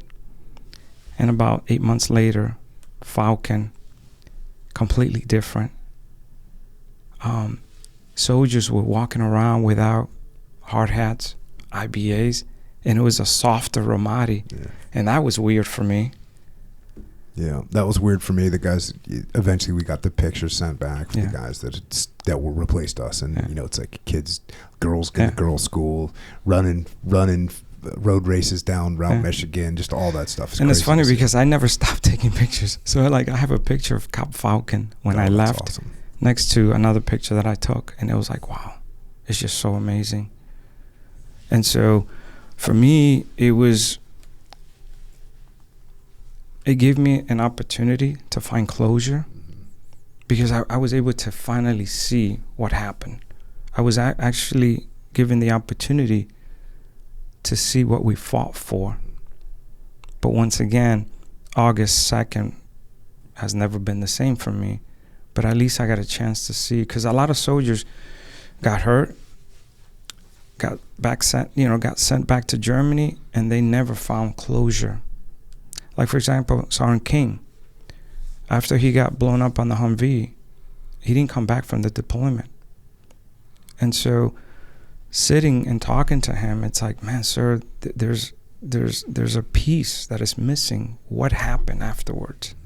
And just talking to him and helping him close those gaps and filling those missing gaps that for years he's been carrying. It's just a beautiful experience. Yeah, that's one of the things that I told the guys that came to the task unit Bruiser reunion is there's like a scene in Band of Brothers where the German general is addressing, after they've surrendered, he's addressing his troops, and he tells them it's been a long war, it's been a hard war, you fought proudly and bravely for your country, you're a special group, you've formed a bond that only exists in combat, and it only exists amongst brothers who have shared foxholes, who have held each other in dire moments, who have seen death and who have suffered together. And I'm explaining to them that, while that German general is giving that speech, there's an American that's translating it, and they all realize that what he's saying is true, regardless of what side you're on. And it also made me realize that for the Germans in that moment, the war was over. And for the Americans in that moment, the war was over. But us coming home from Ramadi, for us in our task, we came home in October. The war's not over. There's no end to it in sight. We just, guys got into another platoon, got into another task unit. Some guys went to training. It's just everybody kind of moves on, but there's no, as you put it, closure. Oh. And I think there's a lot of Americans, we didn't really get that. And so, I never said to him, like, hey, you guys did a great job. Like, guy was checking out, going to a different command, So I think the fact that you got to go back over there and set foot in, and Leif got to see it too, I think in 2009. And, I want to say his last deployment was in 2009 or 2010. They had one, in all of the Al-Anbar province during his 6-month deployment, they had one casualty. A guy got injured in a vehicle roll. That was it. Wow. in all of Al-Anbar province. I mean, that's totally insane. Yeah. So, yeah, that's great that you got to go back there. But you know what's also interesting too, Jocko, is that 05, 06, 07, we were at the peak of the war. And so deployments was just back to back. Like, for example, I went back to Ramadi after 6 months for another 12 months. But and then from there, when I came back, it was like, hey, I'm thinking I'm going to the infantry captain's career course. They're like, no, you're going to go to the finance captain's career course. And so I went to the finance captain's career course to become a comptroller. And immediately I got orders back to back to Italy with the 173rd Infantry Brigade. And so I did another 12 months with the Airborne Brigade. And where was that? At Vicenza, Italy. Okay. And we went to Afghanistan. And you were doing the comptroller stuff over in Afghanistan? What years was that? That was 2012. Okay. 2012, 2011, 2012. Yeah. And it was interesting because Afghanistan, completely different from Iraq. Completely the dynamics of it. And even though I'm the comptroller, I'm the SA responsible for all the financial funding that's operating, Afghanistan was just different. What we did in Ramadi was backstreet fighting. Afghanistan, totally different terrain. And so with the 173rd, I was still tip of the spear. I was still involved. I still went out because I wanted to understand, if I'm going to pull resources, funding resources, and fund what the soldiers needed, I needed to be able to understand and see it firsthand. And so I went out. I'm still an infantry officer. Still Pitbull. Yeah, still the Pitbull. And then I think your last big thing was the financial planner for Operation Atlantic Resolve. That was what, 2014? 2014, yeah. And so now this is after the Russians invaded the Crimean Peninsula there, or whatever, annexed it. Yeah, and so when I came back from Afghanistan, that was going on, and I was pulled from Vicenza, Italy, back to Germany at the headquarters level. So I was at the G8 now, and I was the deputy chief of the tactical branch within the resource management team. And so I was hand selected as part of this team, because back then it was completely classified. Nobody knew what we were doing. And so my responsibility was to build this funding package to bring soldiers to Europe. And it was the biggest movement of troops and equipment since World War II. And so I was funding missions that was the news is out anyway, so I guess I can talk about it. But I was funding missions in Poland, Lithuania, Estonia, Latvia, Romania, in addition to Germany, and all these training exercises. So if you go back and you pull the original funding order, you're going to see my name on it. And so that was my big, I don't consider it a deployment, because I was already stationed out of Europe. I spent almost 10 years operating out of Europe. And I understood the culture, I understood the language, I understood the exchange rate, I understood the infantry aspect of it, plus the funding aspect of it. And so for me, it was just, I loved it. What made you decide to retire?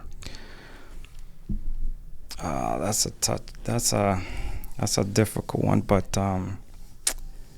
my third deployment in Afghanistan was pretty rough, and I can see my body changing.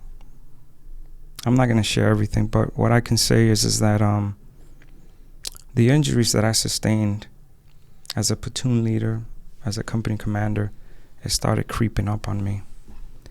And so when my wife had our second child, I have two beautiful boys, Michael and Matthew. I mean, they're just the love of my life, I see myself through them. But when my second boy, Matthew, was born, I was having a hard time taking care of him. I didn't understand why my right hand was shaking. I was taking Tylenol, Advils, Motrin, like Tic Tacs, just popping them in, and I'm like, I didn't really know the difference between a headache and migraines. I didn't understand what was happening to my body. And then one day my wife said, no, as a loving wife and soulmate, she's like, no, we need to find out. And so I went to launch stool, and they did the MRIs, and they did all the tests and discovered that I did sustain traumatic brain injury. And so the condition that I have was officially, like, for years I didn't really know why my hand was shaking, why sometimes my voice, the pitch changed. And then finally the doctor broke it down and said, hey, you suffer from essential tremor. And I didn't believe it. But once I saw the MRIs, and then the doctor said flat out, you know Muhammad Ali? Oh yeah, greatest boxer. He's like, yeah, well, he got too many concussions that eventually became Parkinson's. Mm-hmm. Is that what you want for yourself? Because at the time I was still on jump status. Even though I was a comptroller, I was still living the infantry lifestyle. And then at that moment in time, I realized that, hey, I have a duty. I led soldiers in combat, but now I have the ultimate responsibility, and it's my wife and my boys. And my wife and I, we prayed about it. And that's when the decision was made that it's best for me to retire. And it's interesting, I will mention his name because he was a great mentor to mine. At the time, he was Major Lackey. He was the brigade S3 with the 173rd under Colonel Rowland, now General Rowland. He became the infantry branch manager. And he called me. He's like, hey, Miguel, I got the perfect assignment for you. The 75th Ranger Regiment, in about a year from now, needs a comptroller. I put your name in the hat. You got it. And I'm like, okay. He's like, don't worry I'll take care of the finance branch. But we're going to make it work. And so, you have this beautiful career, and I had to make the tough decision to say, hey, I appreciate it, sir, but I think it's time for me to retire and come home and take care of my family and take care of myself. Yes, indeed. And so that was the reason why I retired. And so what are you doing now? I retired in uniform, but I didn't retire. Of course. So I retired as a soldier, but I continue service. And so as of September, I was the G8. So I joined the civilian workforce as a federal civilian. And I worked out of Southern Command, United States Army, Miami Garrison, supporting Southern Command. And so I was the garrison G8, the comptroller for the garrison. And I did that for a couple years. But once again, Ramadi was here.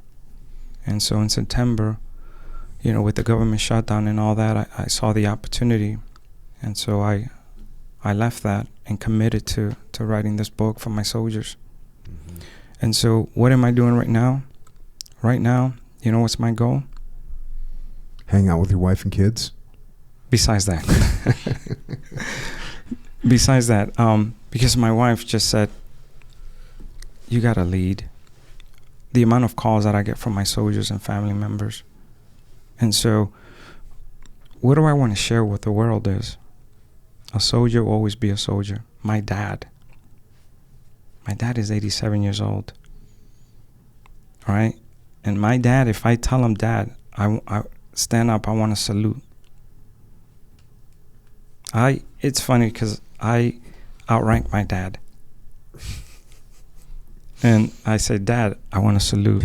At 87 years old, you see my dad muster the strength and the courage to stand up so we can salute each other. And so with that being said, I'm going to continue to lead. What has helped me to this point is realizing there's nothing wrong with us. Mm-hmm.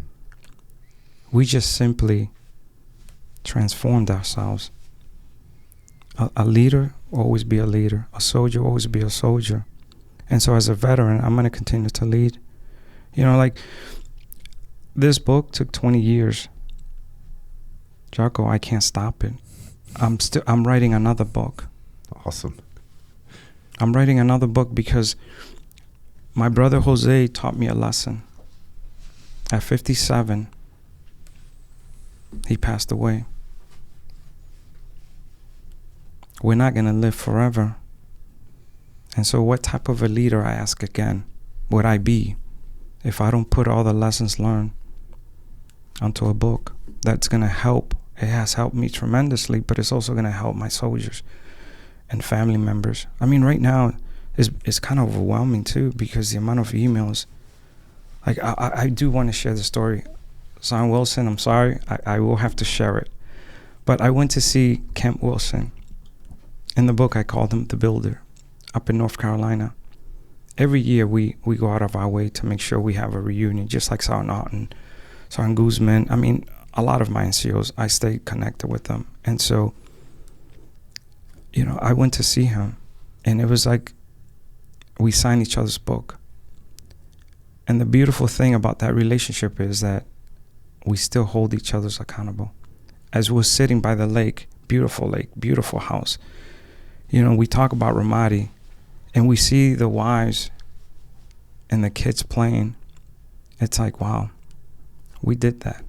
We created that. And he's always doing some project. He's always helping his community. He's always doing something. He's right now involved in helping remodel one of the churches in the small, you know, North Carolina town where he lives. And so it's like, as a veteran, he's still leading. As a great NCO, he's still leading. So once again, what type of a leader am I going to be? Am I going to continue to hide? No, once again, I never served in a Ranger bat. But Ranger School means something to me. The tab means something to me. I have to continue to lead. And so the next book is to help. It's to help soldiers. How do you overcome multiple deployments? How do you overcome injuries? How do you overcome family reintegration? It took a lot for me to talk about my tremors because I was struggling. Why is my hand shaking? My wife had to help me shave, tie my shoes at one point. And so, by the grace of God, histamine blockers, regular allergy medicine, I don't know, but it helps me. And so, I'm back. The Pitbull is back. The Pitbull's back. And so, we have to lead and take care of our soldiers. It doesn't matter if we're veterans, if we're back home. We have to lead. Yes, indeed. Where can people find you? You got MiguelSantana.com. Correct. I'm surprised you were able to get that. That's pretty awesome that you're able to get that. Good job. Yes. You got a YouTube channel, Santana Channel Official. It currently has 0 videos on it. I looked last night, so no pressure. You can't lead with no videos. You got to get some videos on there. Well, let me just explain. So the whole idea of I never had a digital footprint. I mean, I had Facebook, but just so that I can keep up with my soldiers. Mm-hmm. But the whole idea of the book, the self-publishing company that I went through, they're like, hey, you need a website. And so the website is the extension of the book. And that's the MiguelSantana.com. Correct. That's the domain that I bought. By the way, bought. Echo, if you're looking for the links on there for his Instagram or his Twitter, click on them. They don't go anywhere. Okay. He's got no Instagram, no Twitter. Not yet.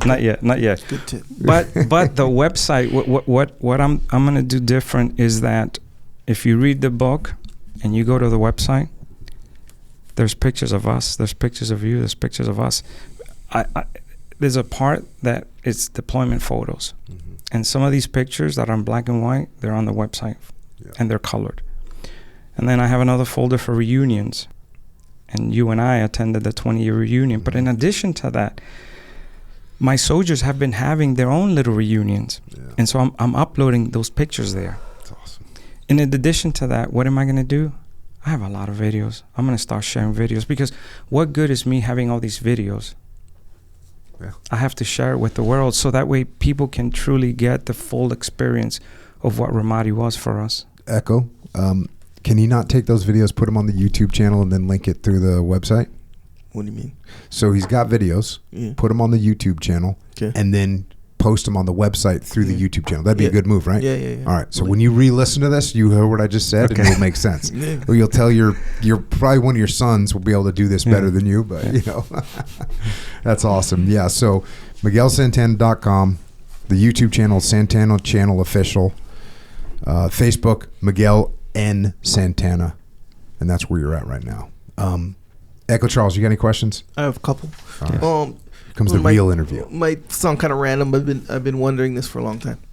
So let's say you're in a firefight, right? You let's say we eliminate 3 combatants, right? They die. What happens to those guys? Does somebody come and clean them up, or like what up? Out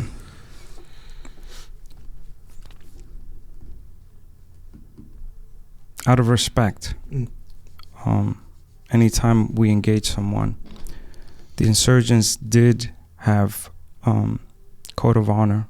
They will come and pick up the deceased. You could literally watch them do it. Yeah, like they would come and grab their guys, and they would put them, and they'd bring them out to the Ramadi General Hospital or bring them to another site. Okay. If they didn't get recovered, they get dogs on them. Yeah. And dogs on them. Yeah. Like straight up dogs. Yeah. Yeah. Oh, crazy. And then also, correct me if I'm wrong. If they died, they had to bury them before either sunrise or sunset. Oh, okay. So they had a protocol. Yeah, they had a protocol. But for the most part, they try to recover the body. It's crazy. What kind of beer did your landlady leave you? Oh man, I don't remember. All I know was because Germans have good beer. Right? Oh yes. You know what the most popular beer in? I might be wrong about this. Might be urban legend, but you know what the most popular beer in Germany is? What? Beck's. Budweiser. Budweiser. Is that, you think that's true? Yeah. Oh yeah. I mean, I heard that at Oktoberfest, which I've been to, which is in September, oddly enough, right? Isn't it in September? Yeah, it's in between. Yeah, it's they're like, oh, the most drank beer. Now look, I might catch hell. I might be totally wrong, but that's the urban legend that I heard. Okay, all right. But here's the thing: the beautiful thing about Germany is like any restaurant you would go to, you can order any type of beer. I mean, coming back from a deployment, everything was good. Everything was good, and so I liked. Sometimes I would have a Piers, a light beer, or the Dunkel, the dark German beer, and it was all delicious. But you don't remember what kind that was? No, I don't. All I know was because I didn't leave nothing in the refrigerator, and so I opened the fridge and I was like, oh my God, it was a 6-pack of German beer, and all my gear I threw it right by the living room. And it was funny because the following day when my senses, I took a shower and went to bed, but the following day when I woke up, I'm like, what is that smell? And it was all my gear right there by the entrance, and some of my pants were so, sweat, like they would stand by themselves, and that white, you remember the white, sweat so much that your pants and your shirt will be white, and it's all that ammonia from your body. Yeah. It's crazy. Cool, man. That's all I got. Any other good questions, to meet you, Michael sir. Charles? No. All awesome. Good. Good to meet you, sir. Miguel, any closing thoughts? Yes. Once again, 20 years in the making. I want to thank you, for welcoming me and giving me this platform and allowing me to bring unheard voices to the world, because it's not about me. It's about my soldiers, and also helping moms and dads, brothers and sisters to truly get to understand what Ramadi was all about, and also to help the SEALs team fill in some of those gaps. You guys never knew I had those pictures of Falcon, and I already started sharing them. And so, even though 20 years have passed, a blink of an eye still feels like you and I never missed a beat. Absolutely. Well, thank you so much for joining us. Thanks for writing this book. It's incredible to see you again. It was awesome to see you down at the Ready First reunion. Awesome to see you at the Task Unit Bruiser reunion. And now to be able to sit with you, to read your book over the past, couple weeks, read your book, go through it, look at the pictures. It's been incredible. And so thank you for that. Thank you for passing on the lessons that you learned. Thank you for remembering the fallen. Thank you for remembering and giving a voice to your soldiers who were just absolutely outstanding. It's a tribute to them. And thank you for your service to our great nation. But most of all, from me, thank you for what you and your soldiers did for me and for my SEALs. You all risked your lives to save ours, and we are eternally grateful for that. And we will always consider you and your soldiers and the soldiers and Marines of the Ready 1st Brigade combat team our brothers. Thank you. Thank you. And with that, Miguel Pitbull Santana has left the building. Outstanding guy, outstanding human being, outstanding leader, outstanding soldier with outstanding troops. So, real honor to have him on here and just be able to discuss the incredible things that they did. And again, you know, I hit the real high level today. The book hits like one level below that, but you just can't capture this, what was going on every single day and what that was like. So, but the book does a great job. Unheard Voices, The Fight for Ramadi. So check that out. In the meantime, guess what? I was thinking, you really, on like a deployment like that, you're it's very sparse. It's tough to work out the way you want to work out. It's almost impossible to eat the way you want to eat. It's very difficult to train the way you want to train. Makes sense. That's what our service men and women do when they're on deployment, right? Now, when we're back here, stateside, you got to take advantage of it. Yes, sir. You got to take advantage of it. Yep. You got to train. You got to lift, or as you would say, you got to lift. Train jiu-jitsu. Yes, sir. Run, sprint. Be outside. Go do some cool stuff. And then the eating part, man, in America, you got that access to the good stuff. Yep. Look, you get steak, chicken, sushi. Sushi, right? all day, hell yeah. All day. You can't always get everything that you want. That's why we have Jocko Fuel. Yep. We have Jocko Fuel. We have protein, the best protein, the tasty protein. Yeah. You can mix it with water. You can mix it with milk. You can mix it with Greek yogurt. Bro, depending on what you're looking for. The RTDs. Yeah. I go hard with the RTDs. Oh, yeah, me too. You know this. Yes. So I just had one during the break. I had 30 grams of protein. Needed it too, by the way. Good workout this morning. Did you work out? Did you already lift today? No. Lift. No. How fired up for you when you're done here? How fired up are you to go then back and lift? Varying levels of fired up. Okay. Sometimes I'm not fired up at all. Sometimes I'm like, cool. If my son's there, like not really doing much, I can get fired up because he's lifting with me. Check. By the way, but speaking of lifting, yesterday, boom, perfect. Yesterday, I come in. I lifted kind of late, like at 3:30 p.m. Yep. Didn't eat anything all day. Nothing at all. Yep. Water only, my friend. Okay. After I was done lifting, the hunger was at peak. So I was like, let me hit one of these RTDs, Milk RTD. What flavor? The cereal one. Yeah. Bruh, I think I hit it in literally one swallow. Not even one hit, like one swallow. Bruh, it just flies down. It's like a literal, like the dessert capabilities of it, like double if you just don't eat anything. It was very much of a good experience. We got all kinds of good stuff for you. JockoFuel.com. We got energy. We got hydration. We got supplementation. We got joint warfare. We got super krill. We got time war. We got awesome stuff for you. We got muscle drive. Yep. That's a nice little something to have. Yeah, nice little snack. Nice little tasty. Tastes sweet, but it's sweetened with natural sweeteners, right? Monk fruit. It's really good. We make the best stuff. JockoFuel.com, or go to wherever you buy stuff, wherever you buy food, where you buy things. They should have Jocko Fuel. Or if they don't have Jocko Fuel, ask them, and we'll help you out getting it there. So JockoFuel.com. Also, it can be very difficult to train jiu-jitsu overseas. It's true. Was I able to pull it off? Yep. Bring my own mats. Yeah. Kind of peer pressure people into just rolling with me. Sure. It's not always easy. OriginUSA.com. We have a jiu-jitsu camp where jiu-jitsu could not be any easier to do. Full access. Than when you're at. You fall out of bed, you're doing jiu-jitsu basically, if you want to be, right? Yeah. You wake up, if you drank a 24 pack, a case of beer, and you were hammered, and you had no idea what was happening, and you said, I'd like to, you'd be training. Yeah. You'd fall onto a mat.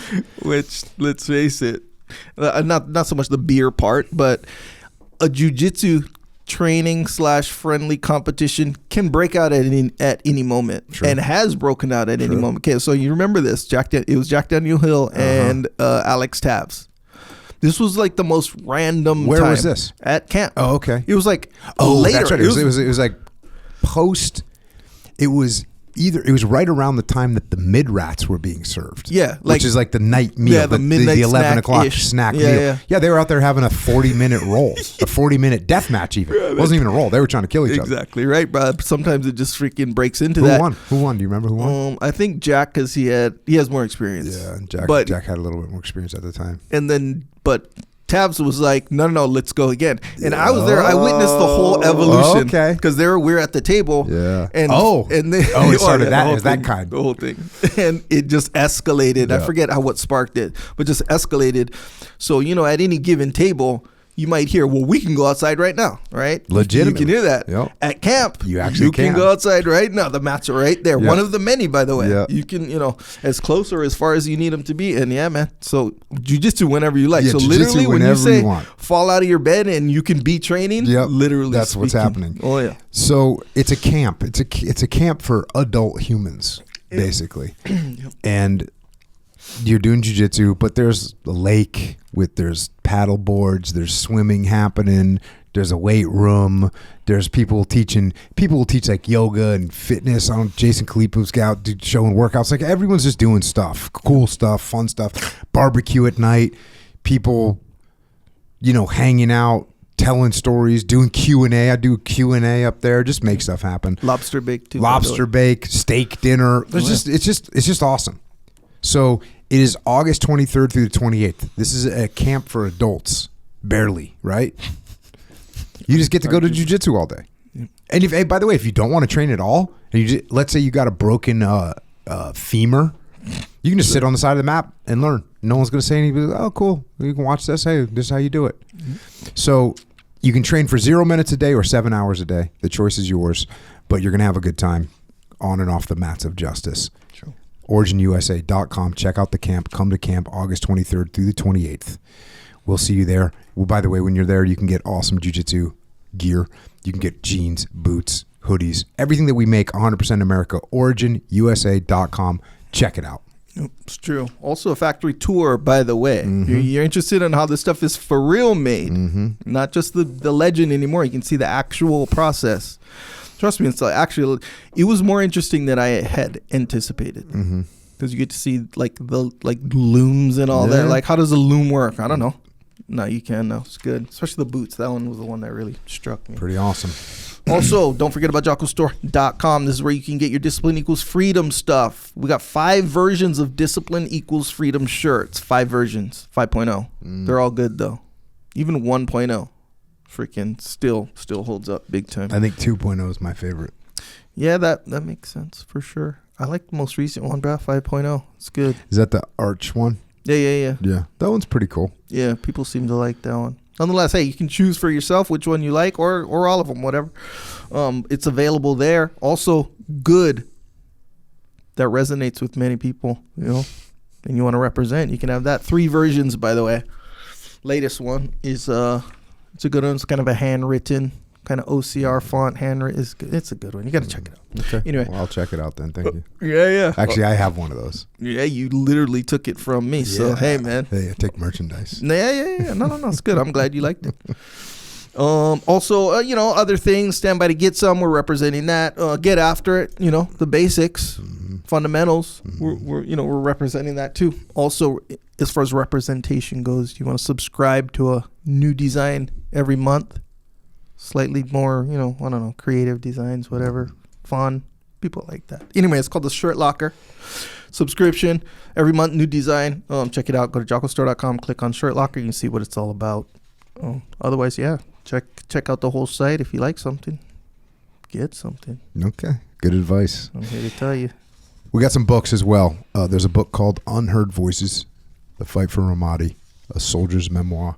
From Combat Outpost Falcon. You just heard a podcast about it. So it's a great book to read. And really appreciate Pitbull writing that book. So check that one out. Also, Put Your Legs On by Rob Jones. Also, Need to Lead by Dave Burke. Also, we have a leadership consultancy. It's called Echelon Front. Every problem that you have inside your organization is fundamentally at its core a leadership problem.